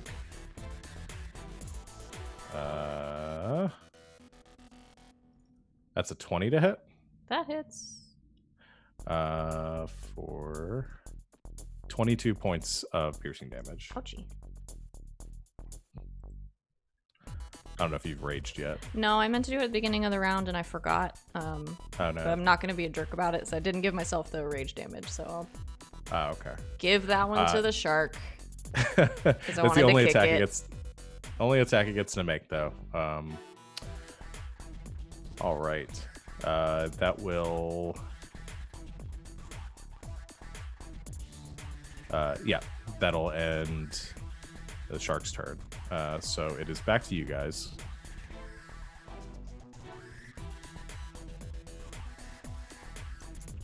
Okay, I would just like to hold my action to chuck a javelin as soon as one of the other players crosses the line. Okay, you can do that. Okay. So use your action to ready. And you're I'm gonna staying step about. a little closer to the line. Okay. Just getting ready. Okay. So that will. The only two people that have gone are Rafoa and ASCII. Rafoa is going to not do much. Yeah, he's just going to step back towards the pedestal and take up his defensive position here. They're going to stay right there, and actually, how long does this last for? Yeah, he begins to cast a spell, and you watch as a column of storm clouds begin to form in the sky above their side of the arena. As he casts Call Lightning. Just holding it for this time, though. Can't actually hit any of you with it because he doesn't see Stranger. That is going to end his turn. You guys can go. I don't know who's left. I mean, I think I'm gonna go and try to hit the shark with my warhammer, two-handing hitting it. Okay. Go for it. That is a 22. That hits. Okay. For 6 bludgeoning. Nice. 6 points of bludgeoning damage to the shark as you smack it with your hammer. That's going to... Is that it for your turn? Yeah, Teffy just asked a question about, do the spirit guardians continue to attack, or is it we just going to count it like once? Is it at the start of the creature's turn or at the start of... Let me look. Because it hasn't left it. It hasn't left the radius since. Right. If I remember It's entered it. correctly, it's when it enters the area for the first time, and then when it starts its turn there. Okay. Okay. Okay. So I guess it should have taken more damage when it made the attack then. So go ahead and roll it again, and I'll have it make the wisdom save. Okay. That'll be a 19 odds wisdom save, so I think it succeeds. Yeah, it succeeds. So there'll be 7 points of damage to it. All right. That was your turn, Tugless. Yes. The only person that hasn't gone is the captain. And since she's the infiltrator, she's just gonna do her thing. So she's going to rush through the barricade on the other side of the field, provoking trying to remember names. Ursa. Usa. Yeah. I'm gonna chuck a javelin. Okay, go ahead and make your attack.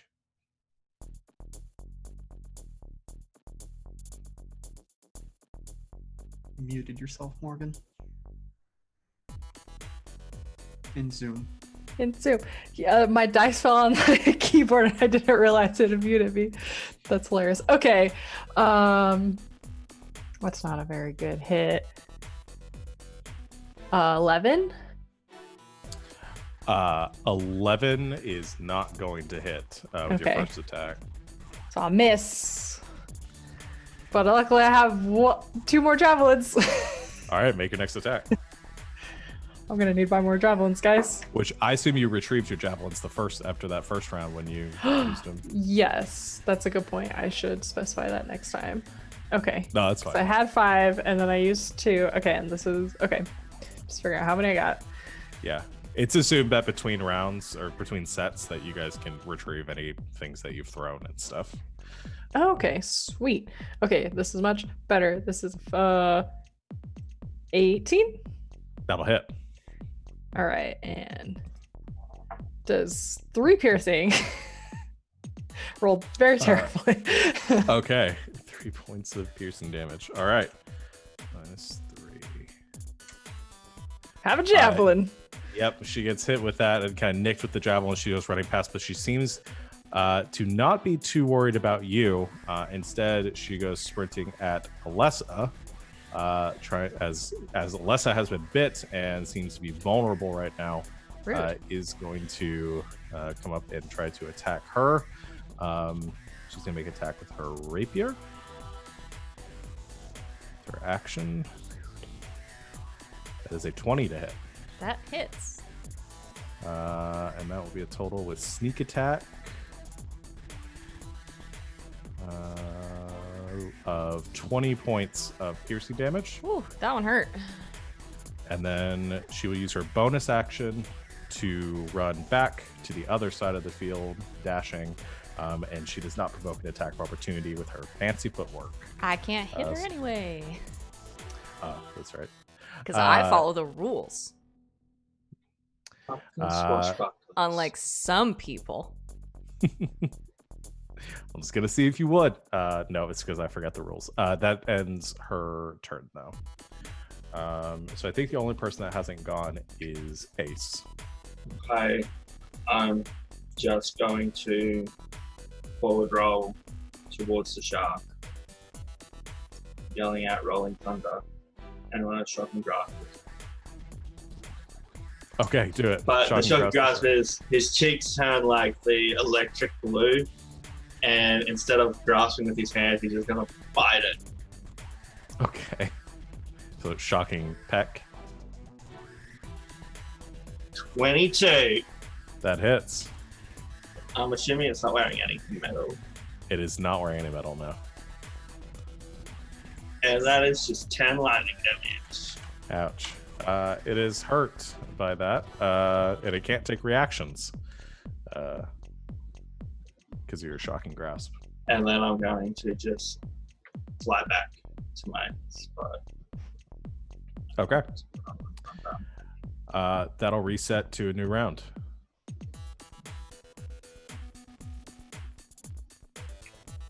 A question we had in the chat. Once they bring the Thunderball over to our side, can the strikers try and do something with the Thunderball itself?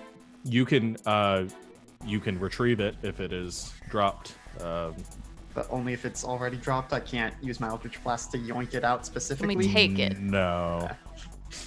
Even if Can they it grapple has like it? 3/4 cover from them holding it or something. Try to decide whether you guys could, the strikers would be allowed to strip the ball. Okay, you know what? Because I think that'll be interesting. So I will say sure. There will be cover. If you miss, there's the potential that if you're shooting with your Eldritch Blast, that it will hit the person that is holding the ball, though. So there will be that chance, and you would be penalized for that. Okay. So risk reward. Yeah. Well, in that case, I think what I'm going to do is I'm going to, unless someone else wants to go first, but I will bonus action Healing Light Alessa, because she got chomped. And then after that, I'm going to hold my action to try and Eldritch Blast the Thunderball if they bring it over. Okay. All right. So I'm going to give you 3d6 healing. That's pretty good. That's 12.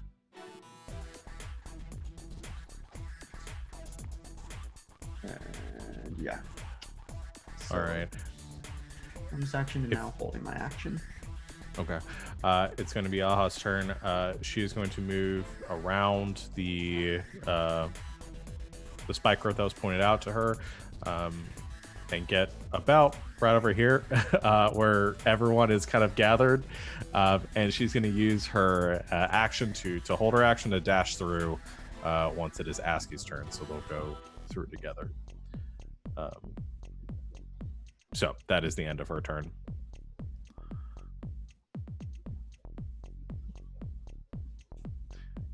It's up to you guys now.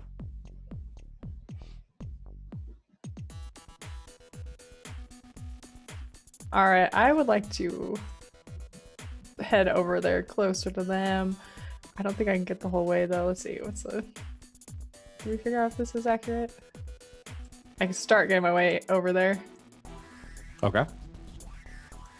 And gonna, as my action, lay some hands on my horse friend if I'm close enough. Okay, do it. So you move kind of away from the barrier or along the barrier towards Alessa, and go to heal her. Yes. 15 points. All right. Can't really 15. tell with your thing how... Okay, there you go. Yeah. So many overlapping tokens. There are a lot of overlapping tokens here. Which I Okay. realize that I am not probably doing a great job of explaining for the people at home that can't see the field, so I'm going to try to endeavor to do that a little bit better. Okay, so Alessa who's currently engaged with the giant shark on your guys' side of the field, is going to receive 15 points of healing. Thanks. Uh, I feel much better now. Excellent. 2 heals in a row. Perfect. And anything that's else? it. I Okay. think. So, I'm going to kick this off. So, Aski and Aha, who are currently right up against the barrier, both with one hand on the ball, and the two of them move through the barrier together, which I think will trigger a couple of things. Yeah, so I try and Eldritch Blast the ball. Okay. Which, if they're both got a hand on it, hopefully not too much cover. Well, that wasn't a natural 1. It was a halfling 1 for a 2, so that's a total of 9 to hit. That will not hit. The way that I was thinking that I would do this is the AC of the ball would be it's going to be based on the AC of the person that is holding it. Since that was low enough, it's below the AC of the person that's holding it. I'm going to say it just misses entirely. So you don't hit anyone, but the Eldritch Blast kind of whizzes past the two of them, and one of the refs does blow a warning whistle as a reminder at that point that you are a striker, that you were aware of that. So Yeah, I think Truffy grits his teeth and fires off the second blast. Still gonna try and get it. Not much better. That is a 16. 16 is still lower than the AC of Aha, so that still just misses entirely. Okay. I think the ref blows another warning whistle and is now looking at you like very intently, like you watch yourself, boy. Aha uses, since she was holding her action to dash, she actually continues to move, and so she gets to about right here with her full movement speed. Aski, whose turn it actually is, moves in a bit, and she's going to use her action to cast a spell, and she is going to cast Fear, which is going to be a 30-foot cone. So you guys are fairly bunched up over there. I don't think it's going to reach all the way to the people in the back, but I'm going to say I think it's enough to get Ursa, the shark, Alessa, and Tugless. So I need the 3 of you and the shark to make a wisdom saving throw. Y'all get a plus. Hold on. 3. Yes, you do, because you are in the radius. 16. Succeeds. Who's the best level 20 people? 11 plus 3, so 14. Fails. What am I rolling again? Wisdom save. Wisdom. Okay. Just like 6. 16. 16. That succeeds. The shark, I assume, does not get the bonus. No. Gonna roll He's a 12. naughty shark. So the shark is afraid now. You must use your take the dash. Those of you that are under the fear effect, but I think it's just Douglas and the shark, have to use their action to dash away from the caster on their turns. Which that is going to be the end of Askey's turn. I've got this team. Get him. Ace is going to fly super fast because he is an ace fly. And I'm going to fly so they're in line.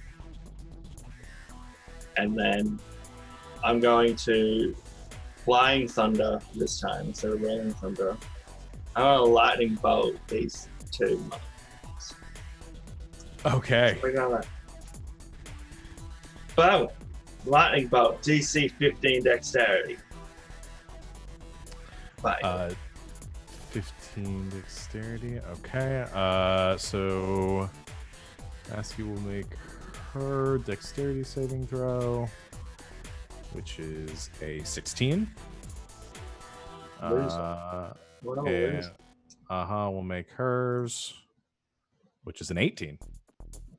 Well, they still take half damage, so They do take half damage. suck on that.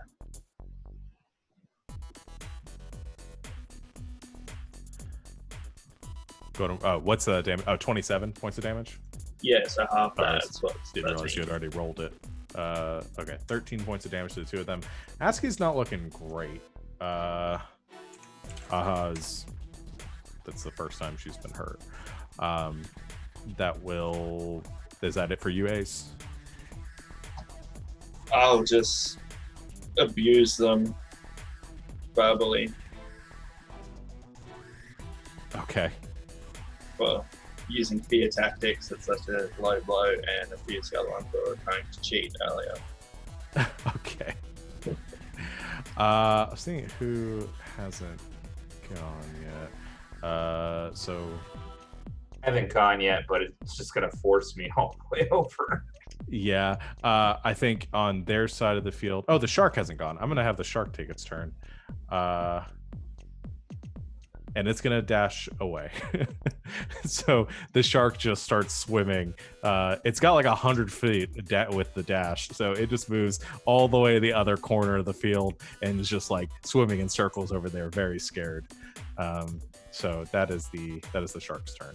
So now it is you guys again. I'd say somebody else go to do an attack because I might as well just wait until I run from fear.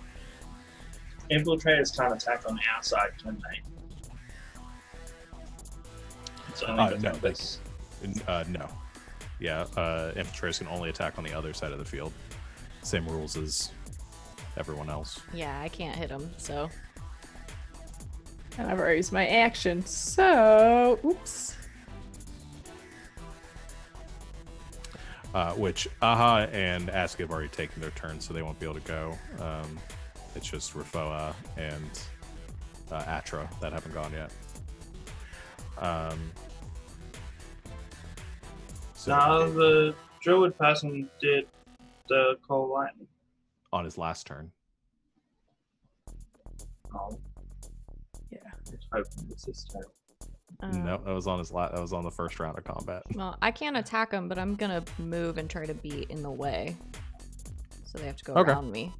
Yeah. So I'm gonna. No one is within 5 feet of the pedestal right now. Just a FYI. So no. But I just. I don't think you. blocking. can't and defend I can't. anyway. Yeah. Yeah, that's right. I can't do anything. Striker. But That's I'm fine. gonna make them go around me because I'm Yeah, very you large. can put So yeah, I'm gonna position myself in between them and the pedestal, like Set a pick. broadside. they have to go Technically, around. heading towards the pedestal is away from the scary lady. For the Tugster, right? Technically, yes. So technically, Tugster could run to 5 foot of that and be like, I ran away from that. Because it's not going to hurt. I would allow that, yeah. I don't know if it has to be, the spell doesn't specify like directly away. It just you just can't go towards them. You must use when frightened by the spell, a creature must take the dash action and move away from you by the safest available route on each of its turns. And you only get to make another saving throw if you end your turn not in the sight of that creature. Because you could go and cower behind the pedestal and then try to make another saving throw.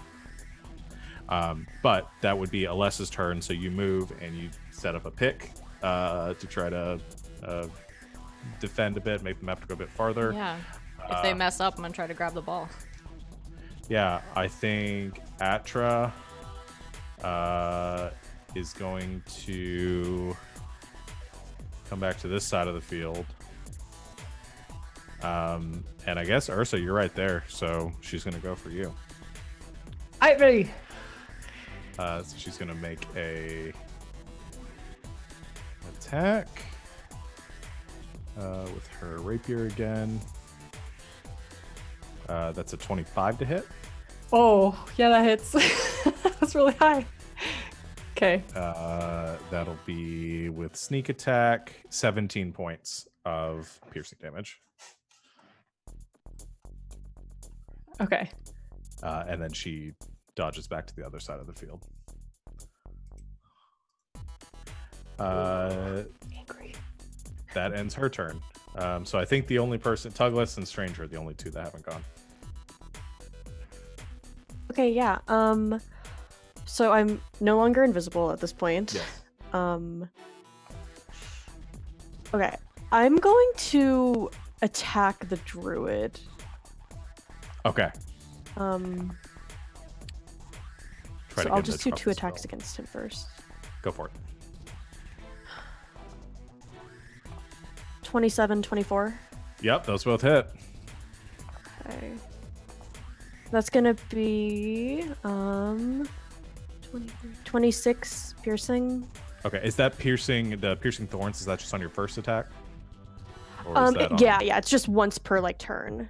Okay, the only reason I'm asking is to set the DC for the he's gonna make 2 concentration checks, but I think both of them will be DC 10. It'd be on the first one then.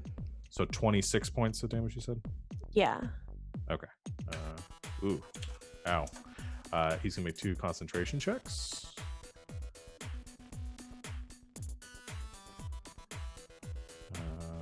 Constitution. Nope, loses on the first one. So the spell, the Call Lightning, is dropped. Okay. Damn. Okay. Then I'm just gonna move a little, and then I'm gonna end my turn. Okay. Are you staying on this side of the field? Yeah, I'm staying on their side. Okay. It's Rufo's turn. This is a tough choice for him.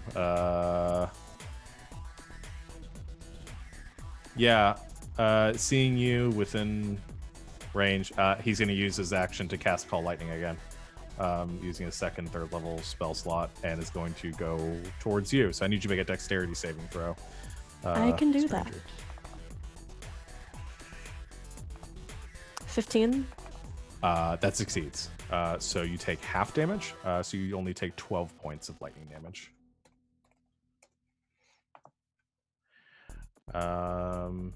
Cool. So that ends your turn. That ends his turn.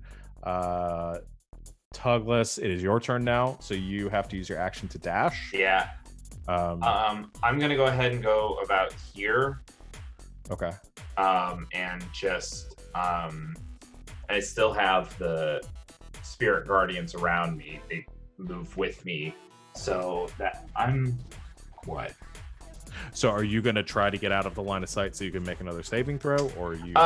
Yeah. Let's go ahead. Let's do that. So I'm gonna get as close to kind of the pedestal. Yeah. You can dodge around like the back. The pedestal isn't like right up against the barrier, so you can actually get like behind the pedestal if you wanted to. And you're right up on it. So make another wisdom saving throw. 22. 22 will be enough. You're no longer afraid, and you are in a good defending position on the pedestal. That will end the round. Round 3.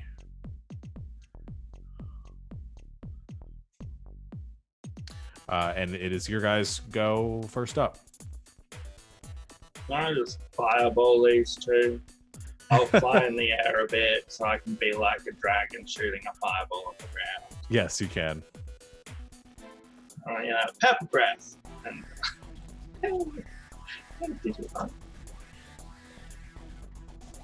another dex. Ooh, that's really good damage. And there's an extra 4 damage on top of that because it's a fire spell and I'm a dragon.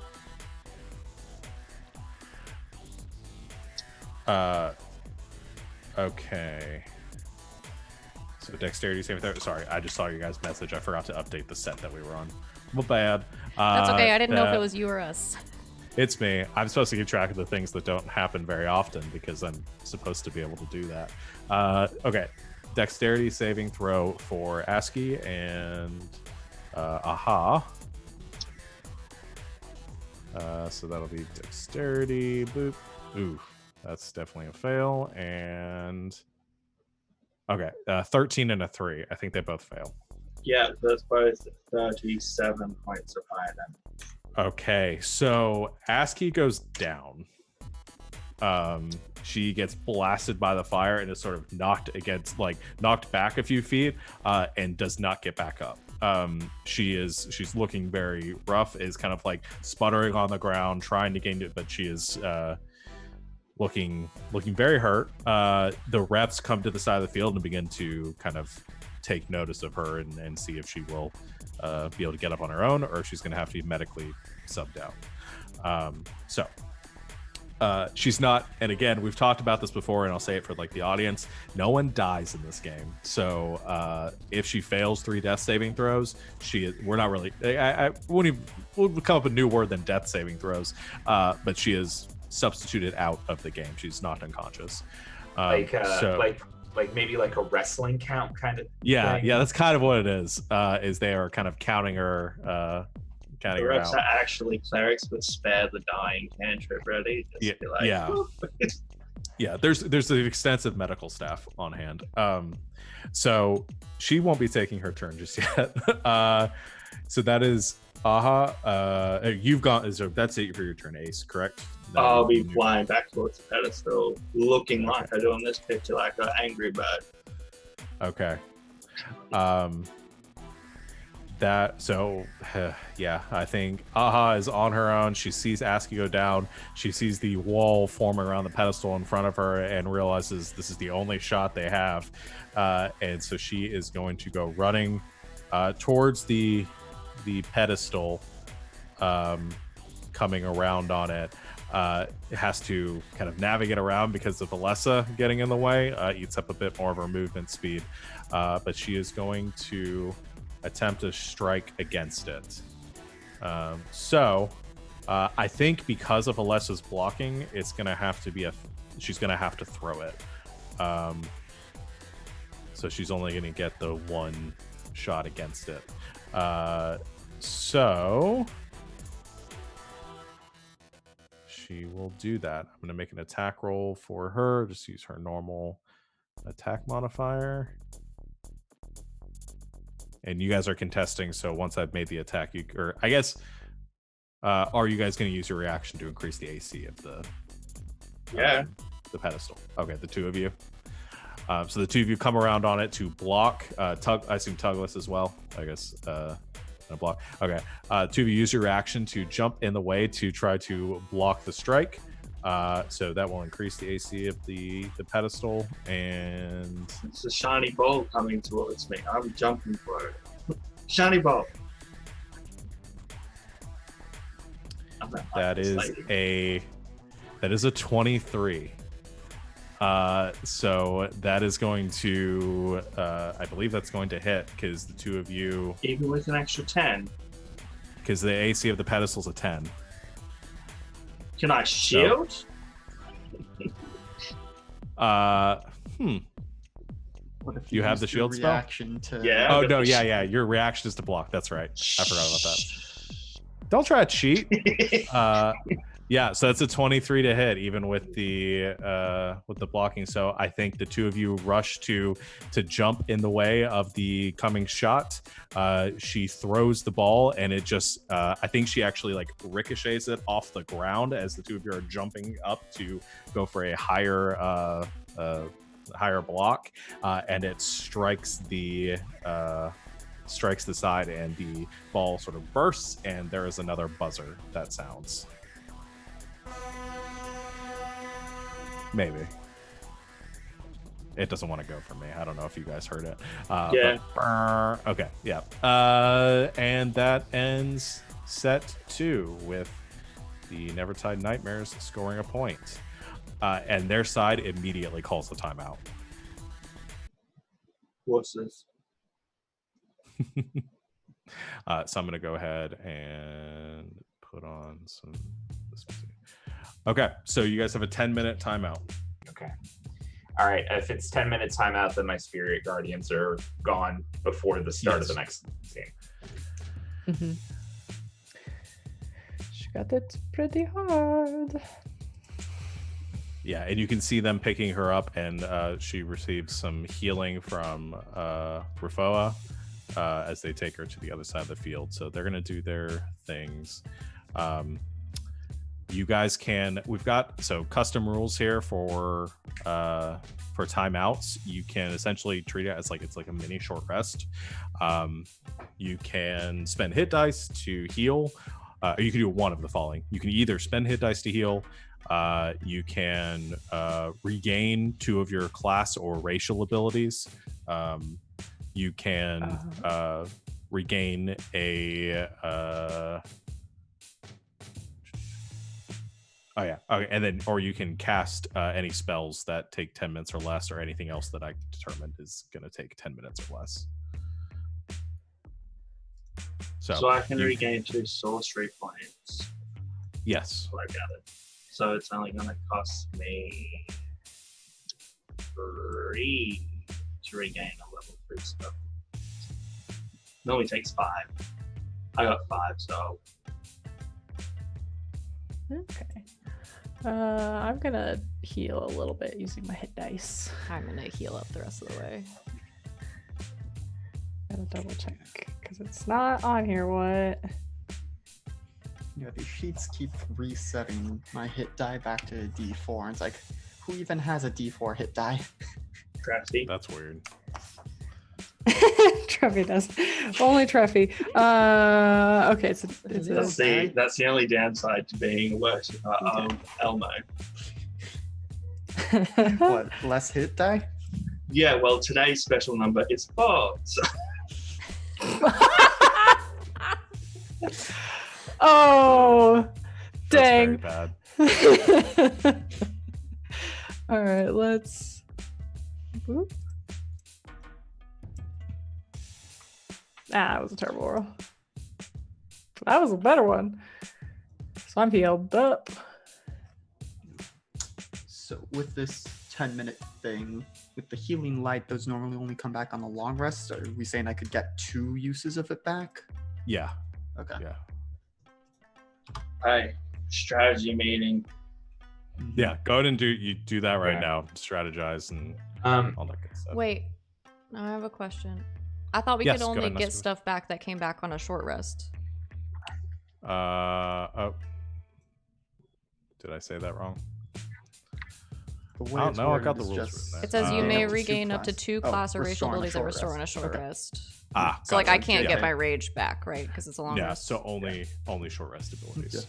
So wait, actually, the way I wrote that, if it's a short rest ability, you get the full thing back. It's just if you regain it on a short rest, you gain the whole thing.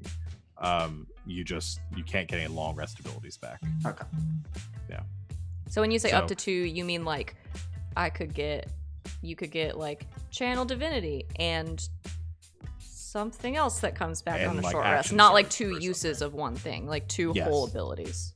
2 whole abilities. Got it. Okay, so I don't gain sorcery points, but I'll still spend them all to gain. Okay, yeah. You can't get sorcery points if you are like, I'm thinking of what else to get. Like, fighters could get things back. Warlocks could get spell slots back. Yeah. Okay. Whew. Ask So any what's spells the yet? plan, team? I think Well, that dep- So we're gonna get a ball, right? yeah. It did switch to a lot of strikers for that round. Yeah. Mm-hmm. Well, I think I'm, as Tugless, I think I'm going to kind of position myself up at the front. And at the start of the round, I'm going to cast Spirit Guardians again. As like, and be kind of a shield that allows the strikers, some protection. Striker's going to attack anyone on the other side, correct? But it can only be once attacked by a we're on the defender. other side. Anyone can attack anyone on the other side. Yeah. Anyone that passes to the other side of the field can attack anyone on the other side of the field. I assume during the timeout I couldn't be doing more mold earth on the field. Timeout means no touch. No, timeout, you can't No do touch in anything. the field. You do anything to the other players if you want to cast any buffing spells or healing or anything like that. Well, Okay. we could Yeah, do 'cause something. my Shield of Faith is gone, so. Wondering what would be good. We could do same quick attack as first round, but take a defender with us. I think I would like to go ahead and cast Bless on Alyssa and Teffy. Okay. That will only last a minute though. So towards the end of Yeah. I'm assuming Yeah. towards the end of the timeout. Yeah. It's like Yeah, I'll do that start. instead of the Spirit Guardians, I think. Okay. I mean, I wouldn't mind going over there and messing a few people around. How many people can I make fly when I cast it at a third level? Just one other person right now. So I could make two of us fly. That would be terrifying. Oh, pick me. Did we just do a Pegasus charge, What's Alessa? it like without wings? We could.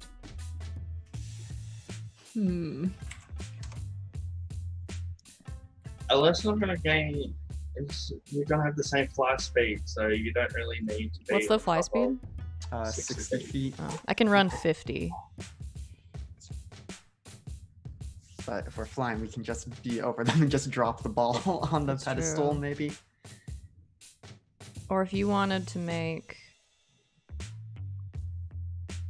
I'm trying to think how we could get us all over there, and then you and Ursa could fly, and I could stay on the ground. It'll have to be on your back. You go through, like, wow. Unless you wanted to pass the ball. Like if you guys Yeah, you wanted could to pass it fly back. through and then pass it to me, and I could run it through. Yeah, like rugby. Yeah, I like that plan. I could toss it back to you. It's risky. So Alessa just sets up at the line. Yeah, instead of at the pedestal, Yeah, you guys take the Ursa ball. and I have it. We fly. Drop it. I'll come through. Then we wreck them. So there is the question of, are we still trying to score, or do we just want to wreck them and make it so they can't field the full team? Well, it depends on whether or not their injured player is coming back in. Yeah. What's your idea about? She is back up. Yeah. If you guys can see on the other side of the field, she's back up and she is healed. They all spent all their hit dice to get back up to full. So then I think priority is to score. Yeah. But if we can keep them busy, then Mm-hmm. They're also going to have an arc spawn on their side of the field. which Does the makes- arc attack anyone or Yes. specifically the team? Okay. No, it'll attack anyone, but it's limited to that side of the field. So you could potentially just chill on your side of the field until they're done with it and see how badly off. that is the advantage that you have as the scoring team, or as the not the scoring team, the team that just got scored on. That would be, yeah, we should do that at one point. Yeah. Just really sit back depends and what watch. spawns. Yeah. Be like, nah, I don't want to mess with that. Let's just wait. I'll also let you know, because this is something you would know, the arcs get progressively more vicious as the game goes on. That seems to be the case. Yeah. Scorpion, So- shark. Yeah, the next one will Pterosaur. be worse, and the next one after that. So it's one of those things that the longer the game goes on for, the more you want to end it that round, because the thing Okay. that comes next you might not be able to beat. It might be Beholder. worse. So Oh, I love it. Love Mecha it. Terras. they Yeah. also do tend to follow. I'll also give the meta here. They will tend to follow a theme. So Okay. first two have been beast So beast. creatures. That you can gather. Also started with an S. Then I say we try to score and yeah. Okay. Okay, so All right, so that's on you guys, and then I'm just gonna be maybe attacking them as. I will line up So my you go barrier. into a striker. Trefi and Ursi fly over, drop the ball to me. I run in. Everyone else cause chaos. Okay, so Ursa's going to swap to striker and goes in. So Ursa and Stranger are there to mess with people while. I can stay Intrepid- defender. I don't have to change, right? I'm going to go over Because I'll be on their side. Anybody You can can't go still But over attack. you there. have to be a striker to go over to their side. No. Oh, even if I'm touching the ball? No, you just have to have the ball. Anyone touching the ball can move to that Oh, side. yeah. It's just Okay. only strikers can score. Gotcha. Yeah, and I'm not planning on So- scoring, so I'm just gonna stay as Yeah. a defender. Your whole team could go to the other side. It's just only the defense that you The just two wouldn't of have us have to defenders. score, Trefi. Well, if that's Yeah. the case, I'm going to Yeah. sit on Bless's back and wait for the ball to drop. I'm like, there's a bird coming in. Fireballs. The only Somebody other thing should that I'll probably mention, hang back. we did make the rule that after a certain number of people, Yeah, it's certain number of 30 people can only seconds. touch the ball. No, Yeah. well, Oh. you can only move with a certain number of people touching the ball, because at some point it becomes too unwieldy for an entire team. No, we to were touch done. the We were ball. done. Yeah. So Yeah. Yeah. I'm gonna line up by the barrier. Trefi and Ursa are gonna take the ball and fly through. Drop it to me. I'll take Ace. Do you want to come with me, or do you want If to I stay can back? attack anyone. I've got 50-foot flying, so I can fly back without the ball, right? Yeah, Yeah. you can come back to your side of the field without the ball. Yeah, I'll You just. pass to me. Ace And then will I'll come stay with by me. the barrier and just. I'll get Ace across. I just want to shoot a fireball one round. So then mechanically, are we gonna have to do a bunch of you all holding your turns? They're gonna get some hits in on the arc, and then we do our big combo. What do you mean? That sounds like the case. Yeah. Okay. Let's just try it. We're just Yeah. we're just Let's do trying it. things. Yeah. Good time for experimentation. Exactly. All right. So you guys can go and line yourself up on the field where you want to be at. Has everyone recovered what they wanted to from their short Yes. rest? Yeah. Where we're going for. Okay. And so Tugless is going to you're going to stay behind and defend. He's just All right. casting spiritual warriors See? and ready to run in front of whoever has the ball. It's like coming back. So they got to pass. And what are you going to do, Alright. Stranger?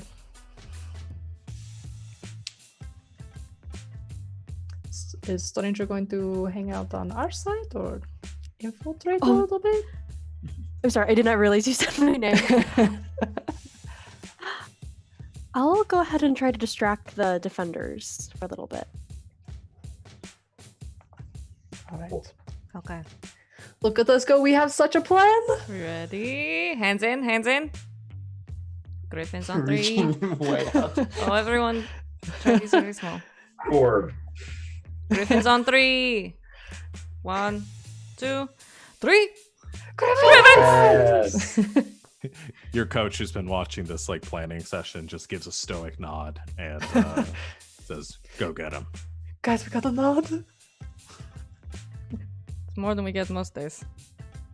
I know a lot, and I'll start my little head bob because I'm really happy when I get to shoot fireballs. Oh, lucky bird. All right.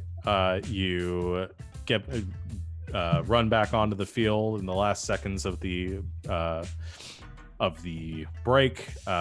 You can see the other team has gotten set up as well on their side.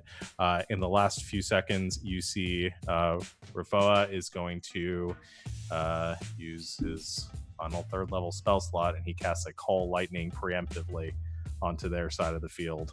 Once again, that lightning filling the sky.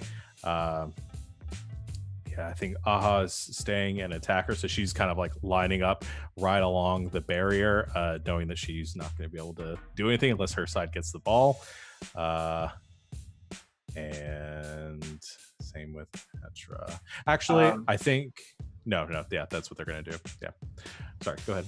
I'm gonna shake Alessa's shoulders and be like, "Get angry." Are you gonna rage? Your little bird, go and get angry. I'm trying to And decide. speak because we can. Because we can. I'm trying to decide if it's actually going to help anything. I don't know. Because if I don't attack, then... I can slap you, just, or I can make sure you're in range of fireball or something. I can hit you with it. I'm gonna... Okay, I'm gonna... While you're deciding, I will say I would have cast Fly right towards the end of the break, so I'm not doing my first turn to do that. But being telling nurse like, you're gonna start floating, but just stay on the ground so they don't know that we're flying yet, and try and save one of our turns from having to do all that. Okay. I'm not gonna rage. All right. I'm gonna wait. All right. Because it's just gonna end if I don't attack somebody. On your yeah, next and turn. I'm banking on having the ball for a little bit. Okay. All right. With that, the buzzer sounds once again. Let's see if that.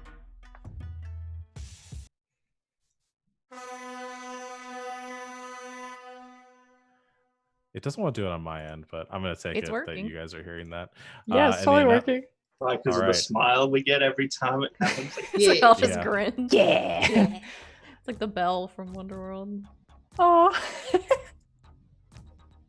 All right. And as the lightning coalesces on their side of the field, it forms the shape of a giant ape. Uh-oh. And go ahead and I guess Stranger can roll initiative again. yes. Is she frozen? She looks frozen Oh. for me. Oh no. Yeah, Juliet freeze. Yeah. Typing in roll 20.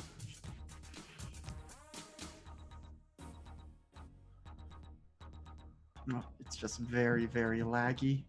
Yeah. Oh no.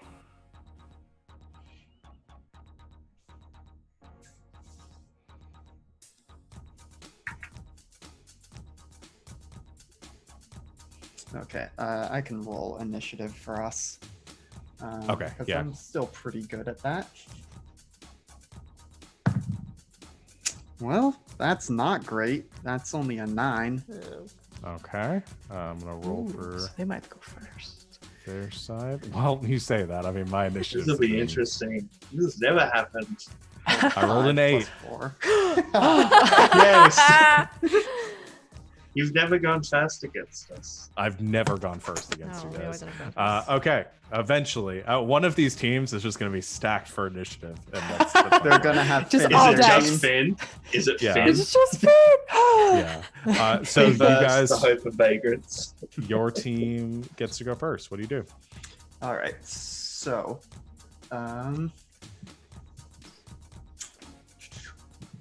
so Truffy should actually probably be the last one to make this work because it's going to be, Ursa holds her action to when we get the ball, we go through, and then you pass it to them.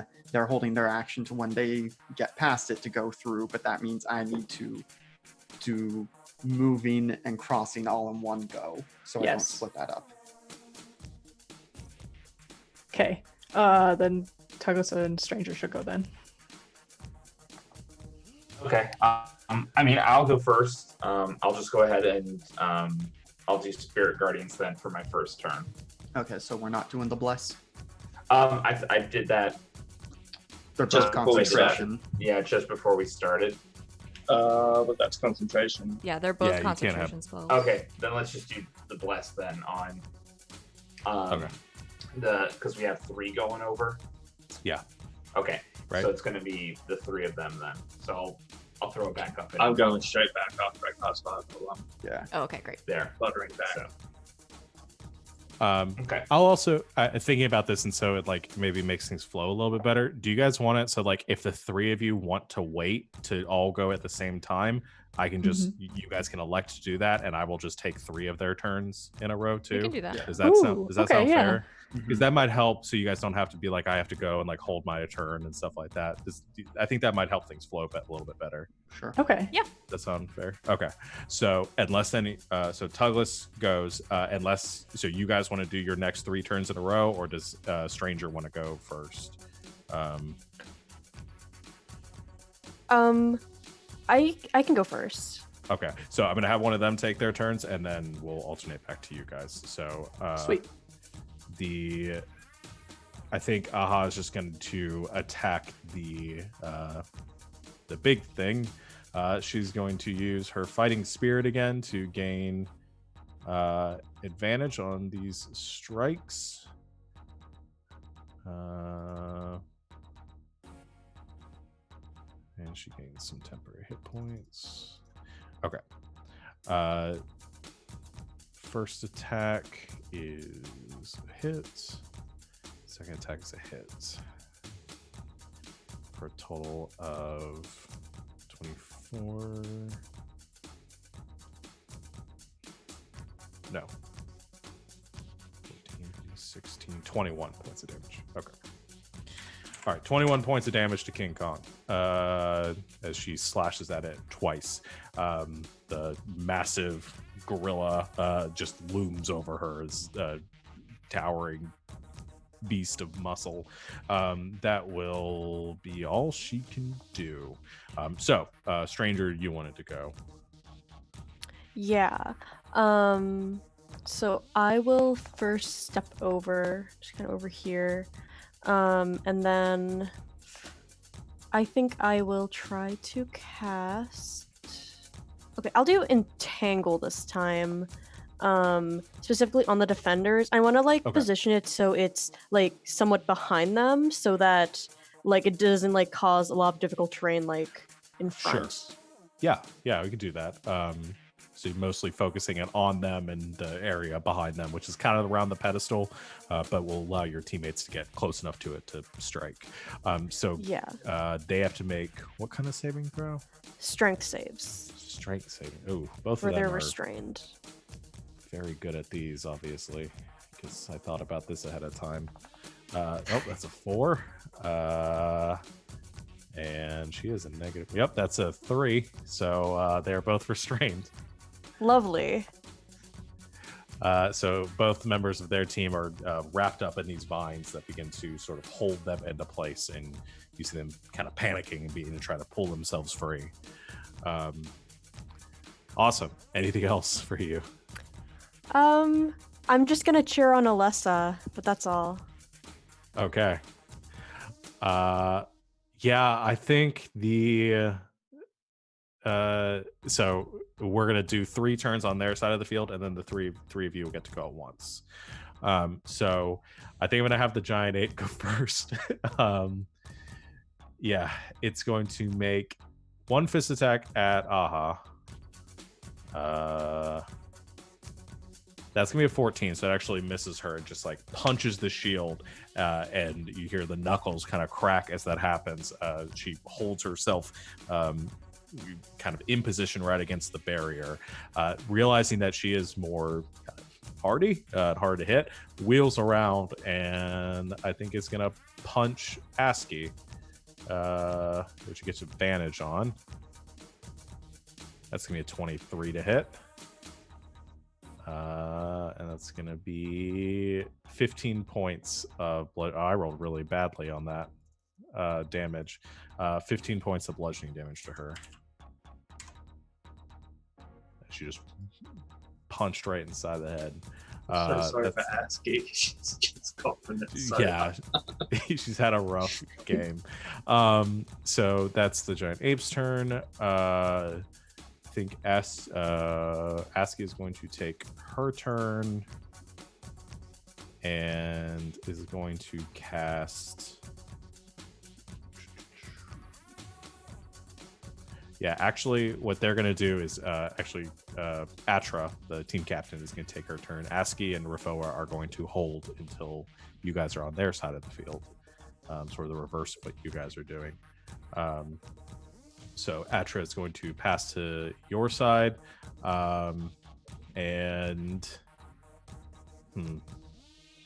Yeah, because Ursa, you're right there, right? Gonna Yep. attack you. Bring it on. She is going to make an attack with her rapier again. That's a 20 to hit. That still hits. Dang it. She's very pokey. That's 20 points of piercing damage Oh. with sneak attack, and then she is going to back off to her side of the field. Oh, actually, you know what? No, she's staying here. She's going to stay on your side, right up against you. That's her plan. To regret that. So the other two are going to hold, so the three of you can go, and then the two defenders on their team will go. Synchronized There's 4 attack. of us. There's 4 of us. Oh, sorry, the four of you. But I will jump off the horse's back because this stupid person stepped into the wrong side of the field. Are you gonna stay and mess Okay. with them? Yep. Yeah. Okay. So then Truffy's gonna get the ball, fly up, yell at Ursa to, meet me up top. Okay. Show me the ball. We do. We need a football. So you grab the football and fly up to the. Yeah, the- like above where Ursa is. Tell her Okay. to be ready to intercept. So probably like meet over here so we can just drop it down to Alessa once we pass over. Okay. Okay, so your guys' plan is essentially to move to the other side of the field and then pass the ball back to Alessa me. so she can move across. Yes. Okay, gotcha. Can you put a Okay. ball on the field so I can track where it is, please? Oh, did I not do that? I'm so sorry. It's so shiny. There you go. We want to Sparkly see it. arc ball. Thank you. Now, is this going to count as Truffy's action? Because I did the fly already. No, it won't take your. It's an interact with object to pick up the ball, so you're good Okay. there. I'm just double checking while I am. Okay, but I can't attack the infiltrator right now because she's on our side. So, Yeah. gonna not worry about that. So, flying up over here with the ball to Okay. Ursa meet me. Okay. Are you Because disengaging Ursa, or are you gonna just take the attack of opportunity? I'm gonna take it. Okay. But I don't have fly, right? I'm walking. No, I gave you fly because Oh. I'm a warlock. It's at the level where I can give it to myself and one other. Ah. All right, she is going to Okay. make a attack against you as you try to. All leave. right. That's a 20 to hit, That hits. and she gets sneak attack again. Ah, man. Maybe I should not have taken it. It's fine. So that'll be 23 it's not points fine. of piercing damage. Okay, I'm good. Heck. Okay. And then we move across. And we Yes. toss the ball back. All right. Two of you move across the other side of the field, hovering in the air, and you toss the ball back to Alessa. Catch. If I still actually have my action and bonus action, I'd like to do Yes, some you do. stuff with that. So I will bonus action my last 3 healing lights on Ursa. Okay. So you're Oh, gonna thanks. get 13 points of healing damage. Nice. And then let's Heal see. damage. I think about how far would you say I am from either of the restrained people? You're right up against the barrier right now, so about 40 feet. Okay, let 50 feet. me double check a spell. Okay, so create bonfire has a 60, or no, hold on, that's concentration, so I'm not gonna do that and drop out of the sky. But I was about to be very mean and put the restrained people in the And a bonfire. bonfire? Yeah, that would be. Ouch! But no, instead I will just Eldritch Blast. Okay. But I'm going for the druid because he's got the lightning up. I forgot about the Yeah, get that lightning. fool. Oh, that was almost, well, I mean, that's a 19 plus 7, so 26. Yep, hit. Not going to use either of my invocations because I want them to stay there. And the second one is a natural 1, which becomes a 22 when I re-roll it. Yeah, both it. So, and those are both 10, so that's 20 points of force damage, Okay. but in 2 separate 10 attacks. Okay, so he's just got to roll DC 10 on each of these. No problem, right?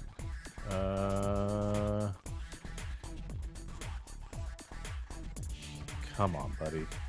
Get this off one. Oh, first one succeeds. Second one succeeds. 16 and 17.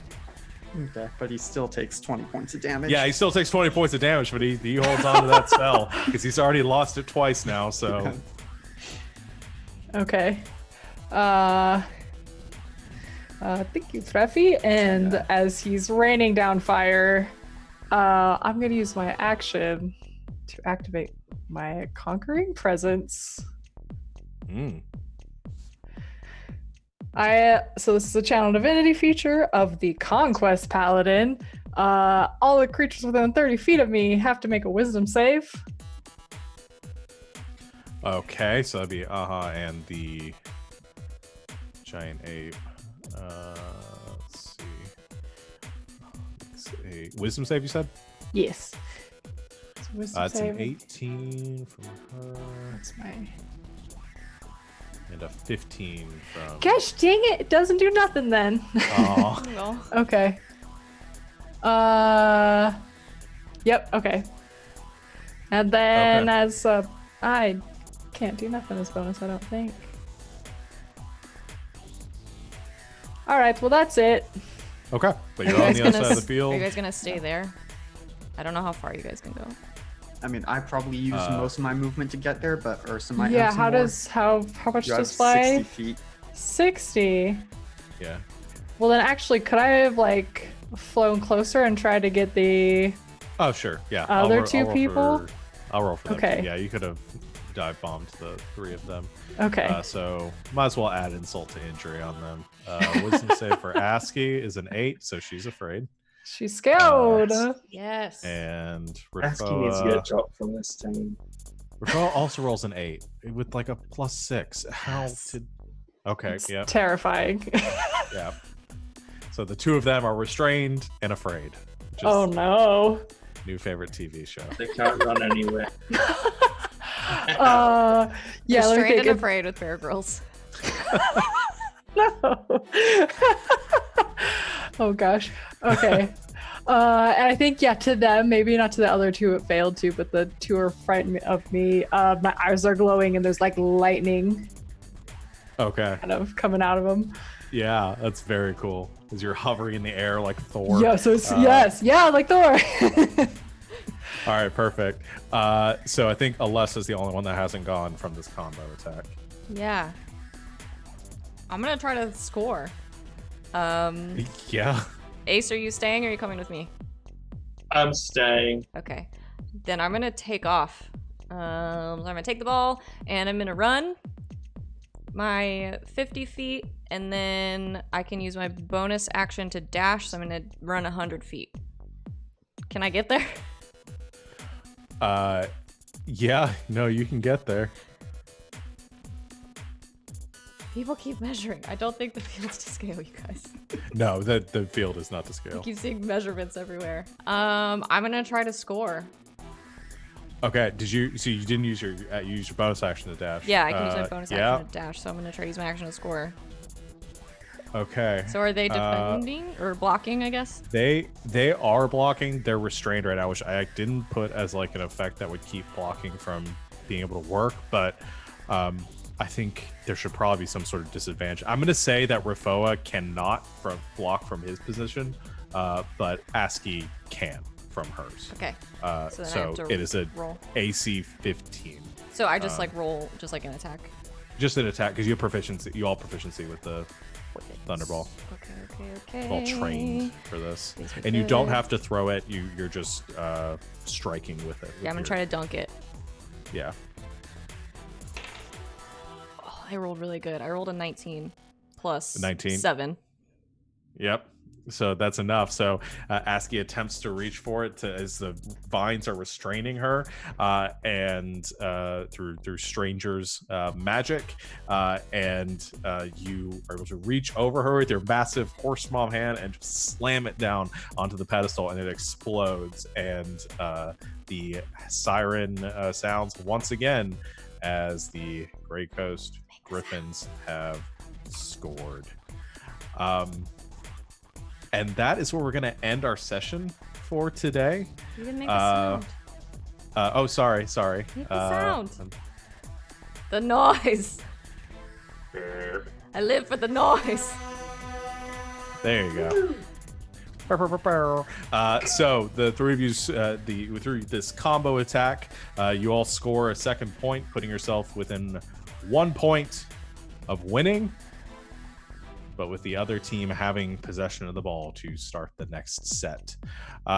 So we will finish up this match at the beginning of our next session, and see where this all goes. Let me get some chill music.